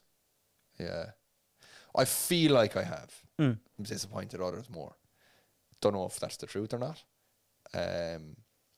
Because there's a lot on the line. Of a lot of people work with me. I've my track and field coaches, Haley and Drew, of my gym coach, Tommy, my physio, massage therapists, my training group, people that are supporting from home, sponsors, people that are putting money into me. So for me to show up and think, sure, I'm ahead of this, and not put 100% in on the day is definitely disappointing for them. As much as it is for me. Have you ever known that you've put in your most and someone said something hurtful to you? Has anyone ever been hurtful to you? Oh yeah, yeah. Unnecessarily. I remember last year, 2 years ago, 3 years ago, I went out and ran my first race of the year. First race of the year is always a litmus test. You don't really know exactly where you're at. And it was one of my fastest ever opening races. And the headline in the paper, I don't know what paper it was, the next morning was, "Bar off to a slow start to the season." I was like, for fuck's sake. What more do you want? Are the paper scum? No, I don't think so. In athletics, there's a lot of good journalists. There's a lot of journalists looking for a headline. There's a lot of good journalists as well that are trying to promote the sport as well. But at the same time, I always will have my guard up to a certain extent when I'm being interviewed by anybody in the paper or on TV or whatever, because they're always looking for a headline or an angle. So I wouldn't say they're scum, but they are looking for an angle. I think they're scum. What's your biggest regret? Biggest regret? Can be anything now. Doesn't have to be sport related. Probably not using the time and money I had in the after 2016. I had a lot of money put away, and then I kind of basically just used it to live off for the last couple of years to train away. I should have invested it. I should have put it somewhere so I had a bit more of a nest egg coming to this point now. Now I'm kind of starting from scratch again. So I'd say that's my biggest regret, is not setting that up, not being wise with it back then when I was 24, 25 years old. Not being wise with it back then. Now I was to a certain extent in that I put enough away to survive until now, but I wasn't really thinking about life after athletics. That's my biggest regret, is back then not thinking further ahead. Because you've been hard on yourself. You're only a young lad. You're supposed to waste money. Well, it's me talking now, or past me is after screwing me over here. And you bought the house. Yeah, Did you get a mortgage? I did, to buy it. Big one. Small mortgage, 150k. Fair play to you. Because you're like The rest of technically, it, the rest of it's been done out of savings. I know you think you're old, but you are still only a chap. Thanks. If it makes you feel any better, I'm 44, I have 4 kids, and I have no house. So you're not going too bad. Can you remember the last time that you felt hopeless? Felt hopeless. Not really, no. No, like I've always reached out to people if I felt, if I felt I was getting to that point, I've always reached out to Kelly or my parents. My parents have been my sounding boards the whole way through my life, the whole way through sport. If I got to that point, my mum was always very good for reaching out. Even just a text like today, hey, how are you? What are you up to? Even if I haven't texted her in a week or 2 weeks or whatever, she'll see, she'll gauge. She's very good at gauging how I'm getting on. She'll get a read of the room very quickly, and then she won't bother. If she's like, he's happy enough, won't bother me for a while. But then we'll kind of, if she gets a bad feeling, she'll keep poking. What's your earliest childhood memory? Earliest childhood memory is, do you know what? I was sitting in a high chair. This is a random one. Sitting in a high chair, looking out the window, being fed bananas by our babysitter on a spoon, mashed up bananas, and looking out the window at lads up on our neighbour's like barn roof power hosing it. I was only 2 or 3 at that time. 2, I'd say. Sitting in a high chair. What age would you be in a high chair? 2 or 3. Yeah. Isn't it amazing the memories that you have when you're younger? Yeah. I can't remember anything like. And it makes no sense why you remember certain things. Yeah. But that's a random one. But I don't remember anything else up until I was probably 7 or 8. Then after that. Did you enjoy Christmas when you were younger? Yeah, loved it. Yeah. Magical. Yeah. Santa was in our house until I was probably 12 or 13 anyway. Can you remember your favourite Christmas? Any memory stick out? I remember, do you remember the year we had Hurricane Noel? Yes. Yeah, and we had no power. But I got a little ride-on tractor. You didn't give a fuck. Yeah, happy out. Didn't care. Candles lit, no bother. Dinner didn't bother me. Parents were stressed about dinner and everything else. Didn't care. I had my little ride-on tractor. We were only talking about that during the week in the wood. About that Christmas, there was no electricity. Half the country had no electricity. But it wasn't the hugest thing because most people either had a fire or gas. Yeah. Most people didn't have, it wasn't the end of the world. And do you still have that tractor? No, it's long gone, I'm afraid. You could have had it for your young lad whenever he comes. What's the best lesson you've learned from your parents? Don't worry about what you can't control. Don't stress. Don't worry about the stuff, the little things, and keep things in perspective. You're a calm guy. Yeah, fairly, yeah. It probably helped you in what you're at, didn't it? Definitely, yeah. It'll take a lot to phase me. What keeps you up at night? I stress over the simplest things. Like, when I was going pouring the floors in the house, I was like, have I got... Because concrete, when it arrives, there's you have to commit, yeah. Have I got enough bodies on board for a 60 square metre pour? Have I got all the forms set up right? Have I enough rakes? Have I enough wheelbarrows? So the night before that concrete arrived, that, small things like that where I'm like, right, I've committed to something here where there's money, there's time, there's someone else's time. If I'm committing to something that someone else's time is on the line and I'm not 100% sure, I'll be worried about that. So small, contrary to what I was saying there 2 minutes ago, things that I can't control, those things do stress me. Is that because you think if I plan this enough, I can control them? Yeah. Yeah. I'll often think I can try and plan my way out of that. Yeah. Do you ever go for, if you want to relax, so Thomas Barr is stressed out and he wants to have a relaxing time. Yeah. Obviously, you're not going for a run around because that's your No. job. So, what is your thing? Woman stressing you out, house stressing you out, don't talk to anyone. What do you do? Depends what it is that's stressing me out. If it's, I love nothing more when sport is stressing me out to go out with my mates on the water, go drifting. It's rare enough those opportunities present themselves, but just get a break from my reality of sport. And I'm an adrenaline junkie as well. I love adrenaline. I love pushing the body, pushing. So if I can still do that, but step away from the sport, I'll do that. Other than that, I like just chilling, watching YouTube normally, or even just going out for dinner with Kelly. just to remove myself from Adair whatever Manor, I it's suppose. I wish. The Lock Bar in Limerick. Yeah, you've pictures up on internet of you and the woman outside Adair Manor, is there? Am I imagining that? You I not do don't some know. photo thing for a magazine in Vogue or something? I don't know. I'm I pretty don't know. sure you did. You're going to have to find them here. See if you can find the picture. I can't. I can't find it. It wasn't but Adair Manor anyway. Are you whatever sure? It was. Yeah. Oh, we were at a wedding in Markree Castle in Sligo. That's it. Yeah. I thought it looked like Adair Manor. Yeah. Similar setup, but not quite Adair. Let me see. I'm going to go and drift into some just career things. Grand. Just for your sport. Just for young lads that might be listening that might be wanting to get into it or they're in it and are in the middle of it. What's the worst part of your job? The sacrifices. The saying no to things that you don't want to say no to. And the discipline of having to go training even when the weather is shite. When you don't want to do it, having to go and do it still. Because you know it's going to be worth it in the end. But it's very hard at times to see that long-term goal when it's such short-term sort of decisions. Do you get to choose when you do it? Like, can you say, I want to do it early in the morning and have me day? No. Our track sessions are always 6 to 7 in the evening to suit people that are in college or working. Like our coaches work as well. In the morning I would gym. That's kind of flexible. We can work around whatever time suits us or my gym coach. But no, other than that, and I kind of like the routine. If it was left up to me, I would put it off and say, no, I won't. Or I'd put it on first thing in the morning, I have nothing to do for the day. So I like having that kind of, it still is almost like a job. You show up for those 2 hours, get the work done, go home. So there's a little bit of routine. What's the best advice a mentor ever gave you about your sport?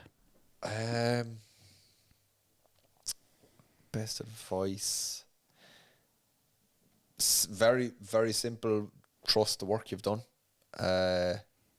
If you're nervous, trust the work you've done and just run. Just run free.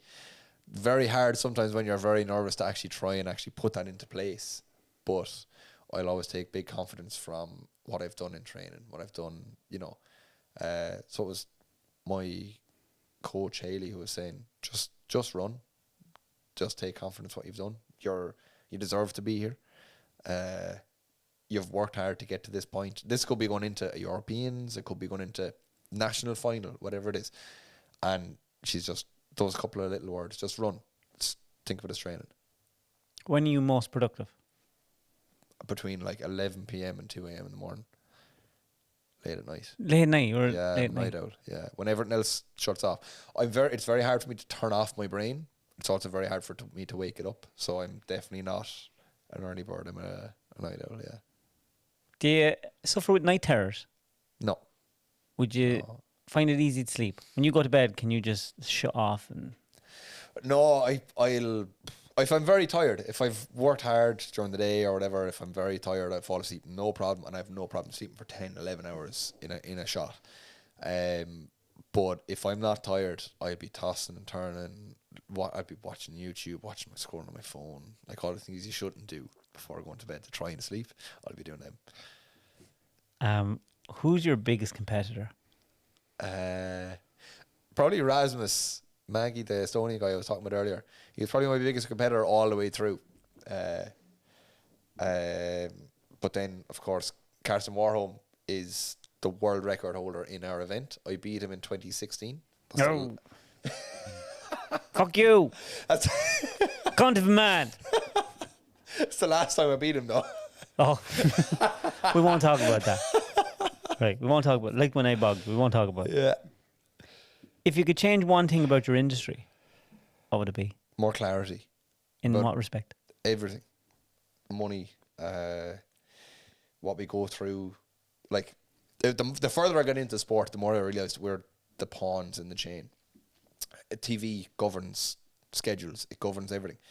Money governs everything else. Sponsors govern everything else above that then. And then more clarity amongst...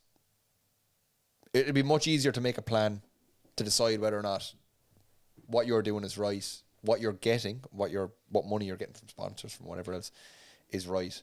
What you're entitled to. There's, when it comes to knowing what you're entitled to, it's very grey within our sport.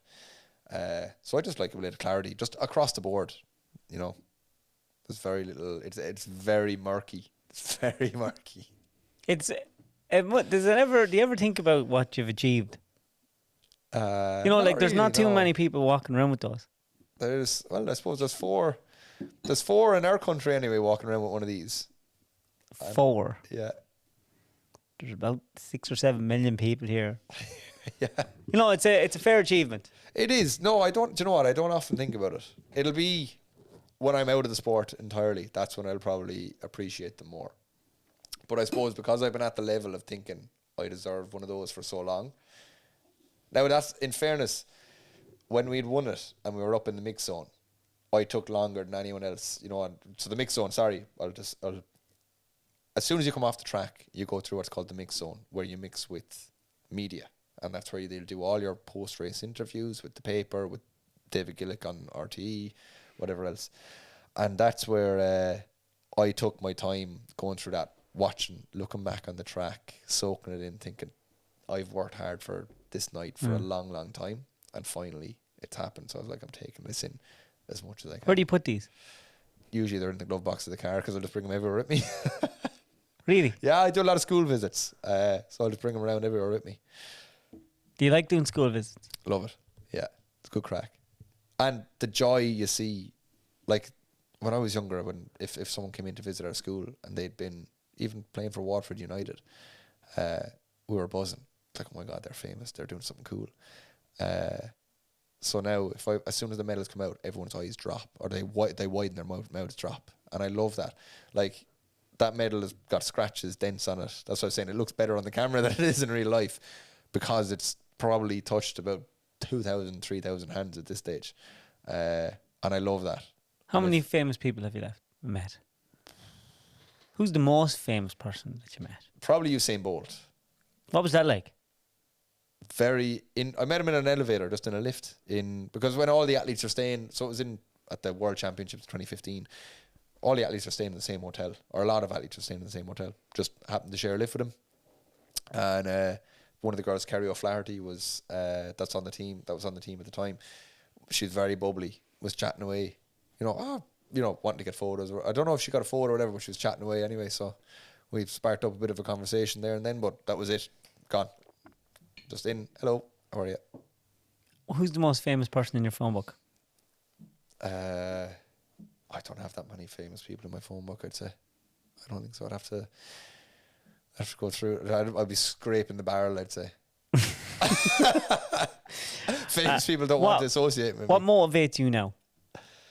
I love progress in anything.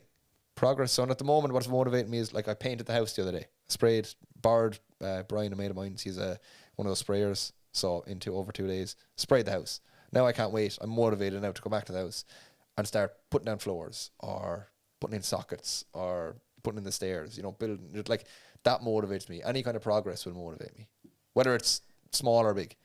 Who do you ring when you feel most stuck? Who's the first person you'd ring? Stuck as in I need a favour on the side of the road kind of thing? Or yeah. Stuck on the side of the road would be either Brian, Connor or Cohen, 3 of my mates that have Jeeps and trailers. It's always the guy with the Jeep and trailer. Yeah, if you want friends, buy a trailer or a lift. Yeah, exactly. I heard this the other day. If you want to find out who the most powerful person in your life is, in the world that we live in now, you're in a foreign country and you've been abducted, and they say that you can't get out of here unless someone flies over here and gets you and gives us €25,000. Oh. Who do you ring? Who's the most powerful person in your life that would have the ability to organise a plane, get you home? A mate of mine flies planes. It's a great start. So that's probably a good start. Do they have to answer the phone? That would be important. I would say. So you have to be. So first we have a couple of things here. They have to have a bit of money at their disposal. Yeah. They have to answer the phone. And you have to know them well enough that when they see your phone, your number. It's a good question, though, isn't it? It's a great question. Either Dan O'Shea, Dan or Brian, they would definitely have the resort. Probably one of those. Brian, I'm gonna go Brian because he will like just He'd answer the phone. He'll answer the phone. Ring him. Whether he's more. See, let's test it. Let's test and see, is he the winner? Is he going to get it? He will answer the phone. Now All he has to do is answer it. Once he answers it, he better not let me down here now. just so you know, everyone has always let me down.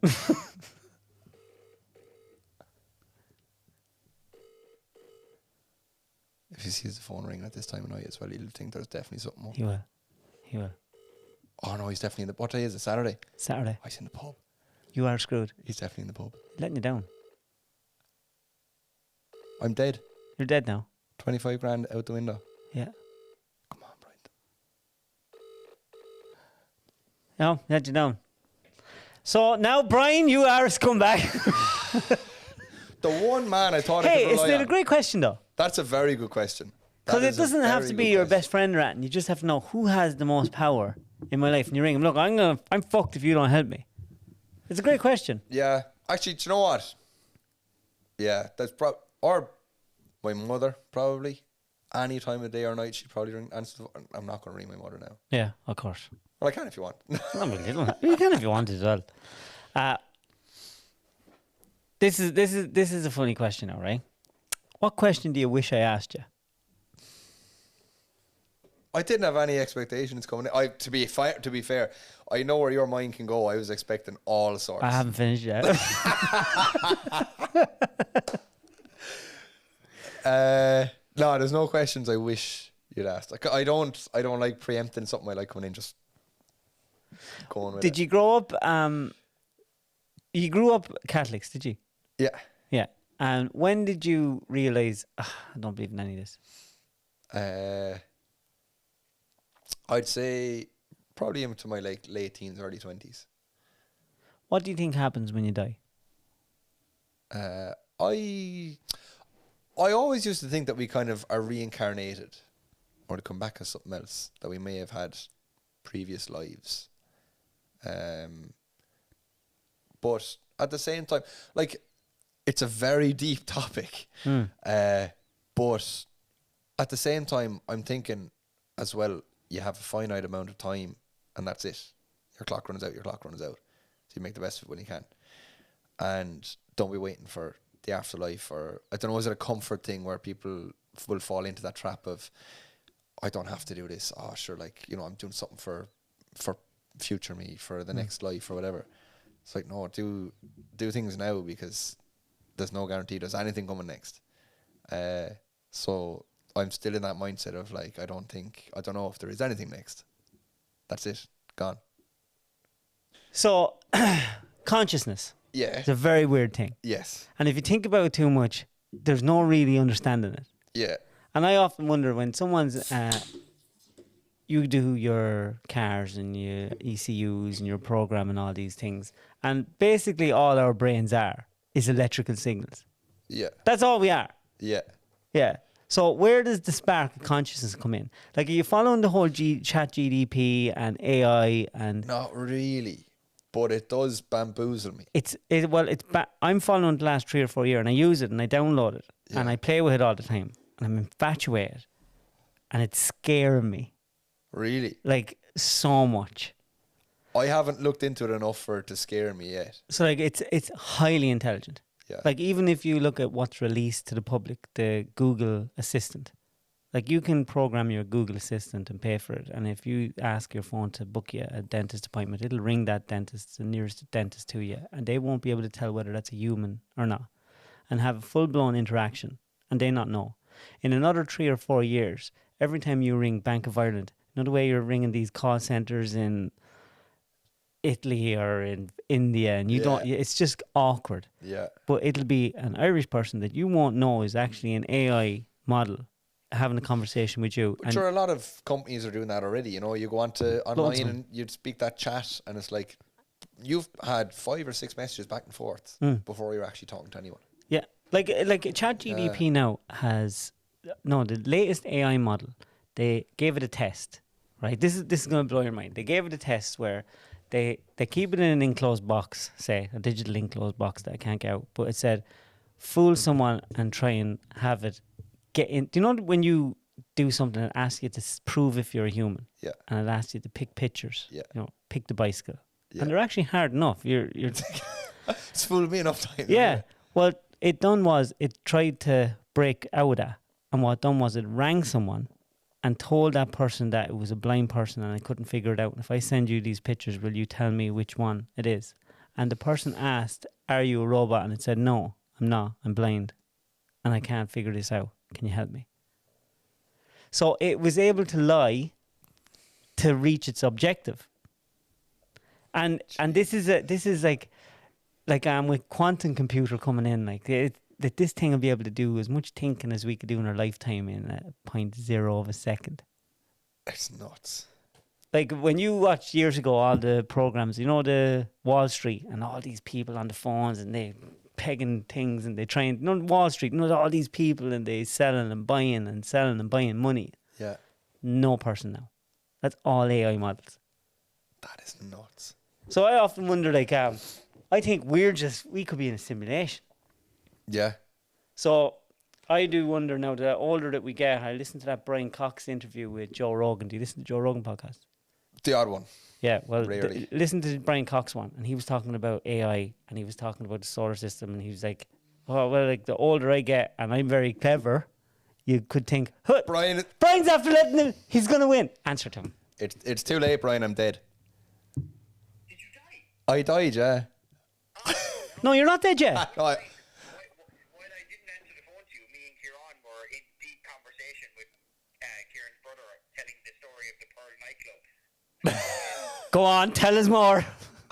I'm on David Cuddy's podcast here, and he asked me the question: who would you trust to have if I was kidnapped, who would I trust to have the resources to fly over, fly me home? First of all, answer the phone. I was like, well, Brian is the man to answer the phone any time, day or night, and you let me down.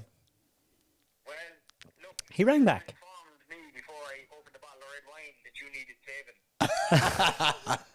Go on, David would like to hear the story of the Pearl nightclub. Who would like to hear it? Me, Who's Dave? David Cuddy. Who's David Cuddy? the Wood from the Trees podcast. So Oh, I saw him once. He was looking a bit shook though. he's looking a bit shook. If you see me now, you'd be really thinking I'm shook. So he drives the forwarder. He drives forestry machinery. That fella, he's actually a good crack, to be fair. Thanks Yeah. a million. Yeah, well, he looks like he's good crack on the internet anyway, but I've met people on the internet before that look like they're good crack and they turn out to be sour bastards at the back of it all. Well, I'm not, am I? The jury's still out. Jury's still out. Are you recording the podcast, yeah? Yeah. We are. Please tell me you're not recording this. We are, yeah. Yeah, of course we are. Oh, you fucking arsehole. So, was it the 2018 2018 Europeans, yeah. European athletics championship? You were doing some running shit or something, weren't you? Yeah, I was out in Berlin at the European Championship. I won the bronze that year in the You hurdles. won the bronze medal, yeah. And then afterwards, I was driving back from Greece. So we met you in Berlin on the Saturday night, was it when the games finished? Yeah. We had about 11 or 12 gin and tonics in Monkey Bar. Yeah. And then we headed to the Pearl nightclub for, I believe, too many bottles of Belvedere and Grey Goose. Yeah. Do you remember that night? I do remember it, yeah. Are you sure? I remember some of it anyway. Drunk. Do you remember I befriended an Egyptian prince? Fuck off. This is the best part. In the jacks. Yeah, he paid like €100 to the woman who was supervising the jacks so that we could skip the line for the rest of the night. Does an Egyptian prince wear a crown? No, he was wearing like a two-piece suit in a nightclub, which I thought was pretty fucking badass. So like, That's awesome. yeah, he was only slightly impressed by us because we were in the main VIP area, and he only had a VIP table. But little did he know we had paid for none of it with our own money. New Balance, one of my sponsors at the time, had Nice. gotten us in. Nice. They just wanted a bit of crack. Fair fucks. And Brian was driving home Is he not from up the country somewhere? Is he not from up the country somewhere? From New Balance. No, the Davy Cudded fella. The fella with the forestry machinery. Yeah, up in the Midlands. Midlands. So, where are you now? Are you in Limerick? No, we're fucking not. We're in Mount Ra in my podcast room doing a podcast to In fucking... Mount Rat? Yeah. Yeah. We're in Tullamore. Are you? Go away. Yeah, we're in Tullamore on the session, yeah. What are you doing in Tullamore? Are you from Tullamore, around the area? No, a buddy of mine bought a house up here in Dangeen or Dangan. Dangan. Jesus Christ. You got that cheap, I'd How say. far is that? How far is that from here? It's like the Gaza of Offaly. You just described Dangeen as the Gaza of Offaly. No, Pulla is. Pulla is. Pulla is. Oh, my God. Well, look, you're the most powerful man in... You and your brother are the most powerful men in Thomas's life. So that's something. And you did answer the phone, so you saved his I life. don't have a brother. I only have 4 sisters. Have you 4 sisters?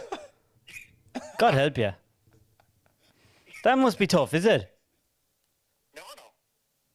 Well, you have a different life than I do, so. I have 4 sisters as well. I'm only messing. I have 2 brothers and a sister. Ah, your grandson. Your grandson. And do you have an airplane? No, I don't. No, that's Harry. Can you fly one? Mixing me up with Harry now. Yeah, but can you fly one?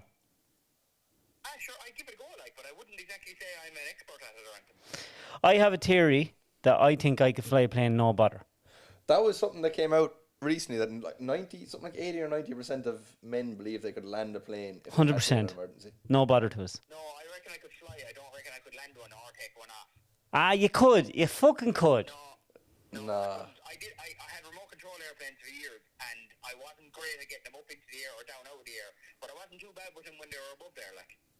Yeah, I know, but if you thought you were going to die, you'd figure it out. Oh, you would, yeah. If your butthole was puckered, you'd do a lot like to keep it. Where in Tullamore are you drinking? We're drinking in my mate's house in Dangan. Oh, you're in Dang. You didn't head into the town. Dangin'. We went down to the local bar there for a few. What was the name of that local bar? The Series. Never heard of it. You? Series bar in Dangan. We went down there for a couple of. No, we wouldn't roll in them circles. They'd be different out circles. No. You'd be bigger bites and stuff like that. Ah, we're fucking egots. That's all we are. We do our drinking now. Thomas brought us up a lovely, and I have to say now, right? This is gorgeous whiskey. This is lovely whiskey. What did you bring him, Tom?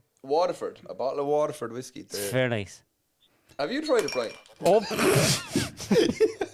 Just drop the cork into the glass. it's a glass cork, and I'm on my 3rd big glass now, and I'm giving myself good look.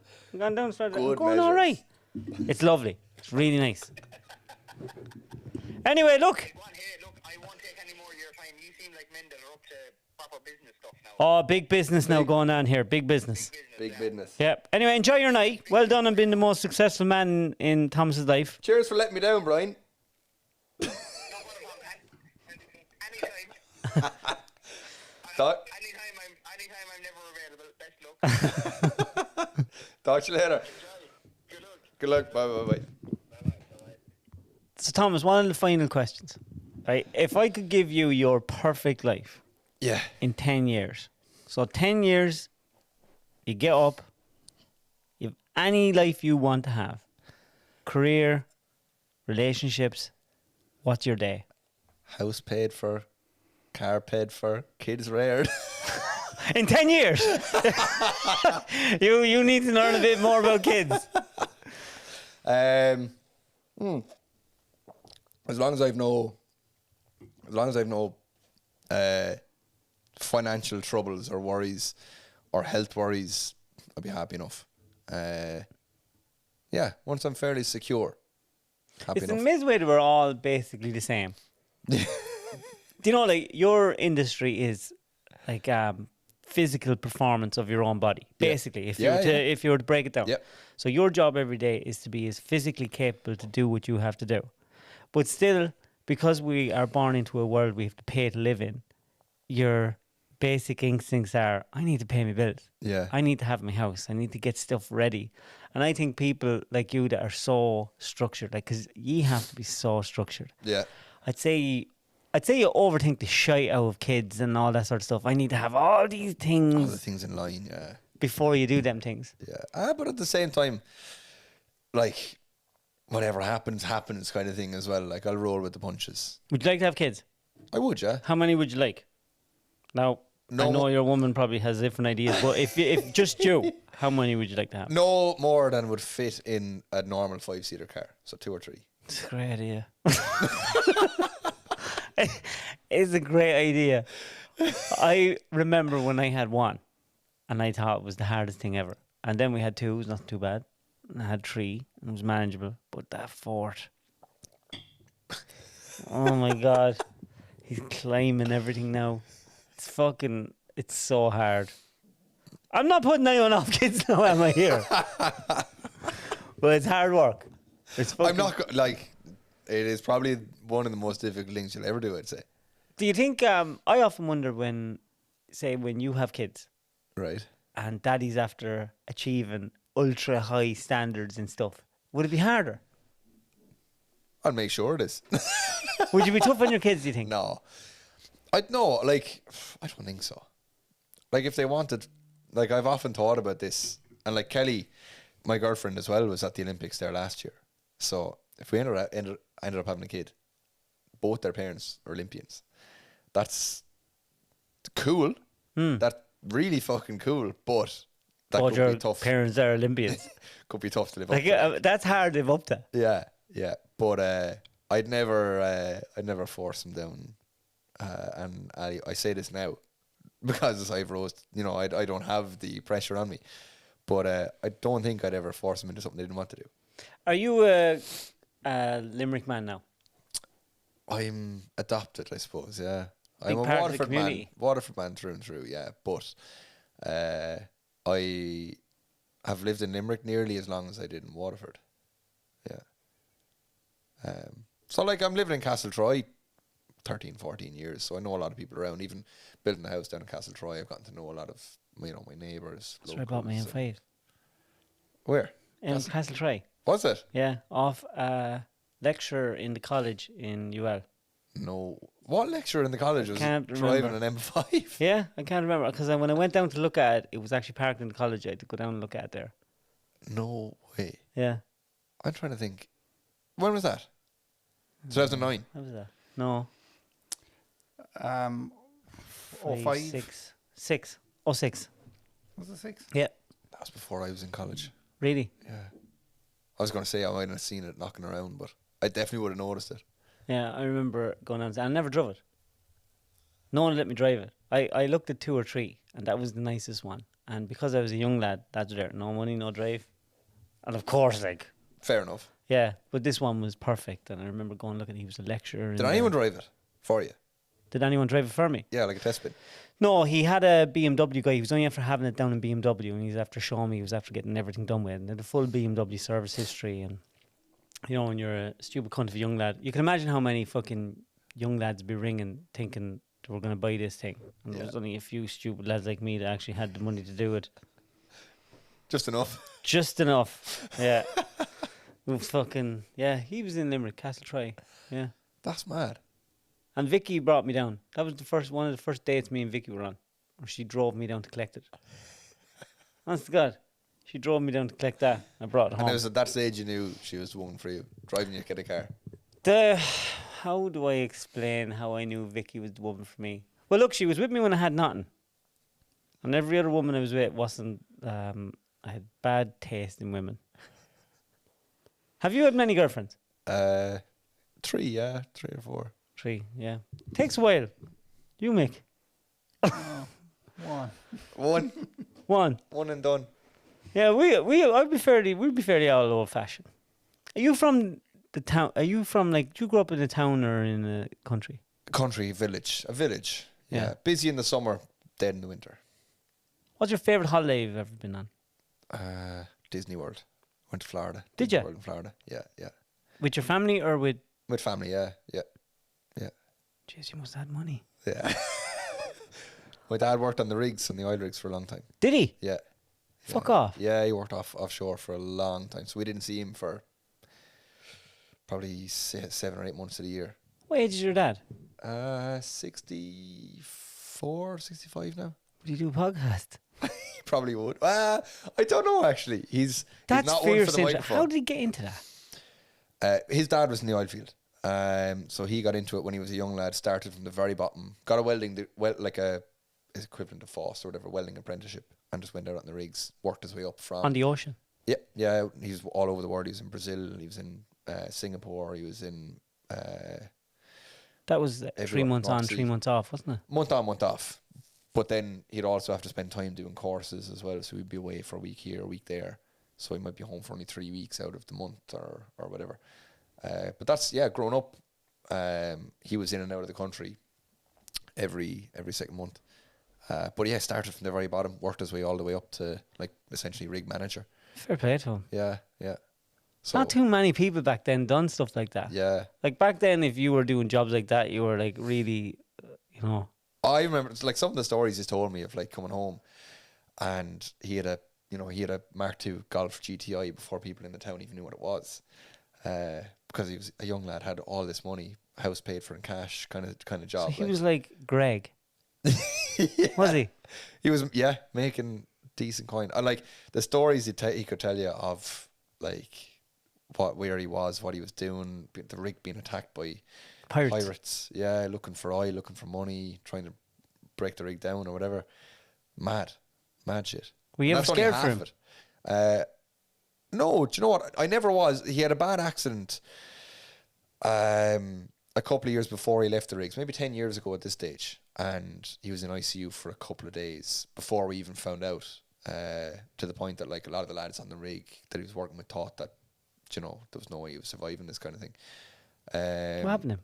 So he's hazy on explaining it at the best of times. So I'm doing it on second or third party information here.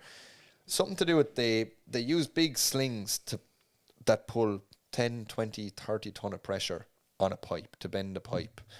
And so my dad was up in the office at this stage and he saw something going on down below and he's like, that's not safe. So he went down to tell the lads to stop, something along those lines. And wherever he was in the firing line if the slings broke, and the slings broke. And literally whipped around whatever it was they were trying to bend into shape, whipped around, knocked him 30, 40 feet across the rig floor onto a pile of steel. And he wasn't moving. So this is all off of CCTV camera footage as well. So very dangerous what he was doing. And then there was also the whole thing of, well, you shouldn't have been down there, you should have been in the office, you shouldn't have been in the fire line, etc., etc. So he was in ICU for a long time. He was on crutches for a while. He had a big bleed up in his leg. He had stitches across his forehead. He'd done a serious bit of damage to himself. That's the only time I've ever kind of been worried, because up until that point I didn't really know exactly what he was doing or where he's going until this happened. And I was like, oh shit, that's actually a really dangerous job. Fuck. So, Can you remember him going and coming back? Yeah, he used to always get the train up, or my mum would drop him up, and he'd used to, 90% of the time he'd get the train home and we'd pick him up. It must have been from awful the train sad when station. he was going. It was, yeah, it was, because he was just, he was just disappearing for a month, and you wouldn't have him for a month. And I loved when he was around because he was always big into DIY, big into projects. So it's a lot of where I got the whole getting Engineering. hands on, all of that kind of stuff. So when he was gone for the month, I knew I wasn't touching a power tool for the month. I wasn't doing anything out in the shed. I wasn't doing anything in the garage. But then when he came home for the month, I knew, right, we're on for the month now. What are we doing? What projects are we doing? Did they go out to Rio with you? They did. Yeah, they did. They've been to pretty much every championships since the start. Yeah. You get on fierce well with them, don't you? Yeah. I get on very well with them, yeah. Are they proud of you?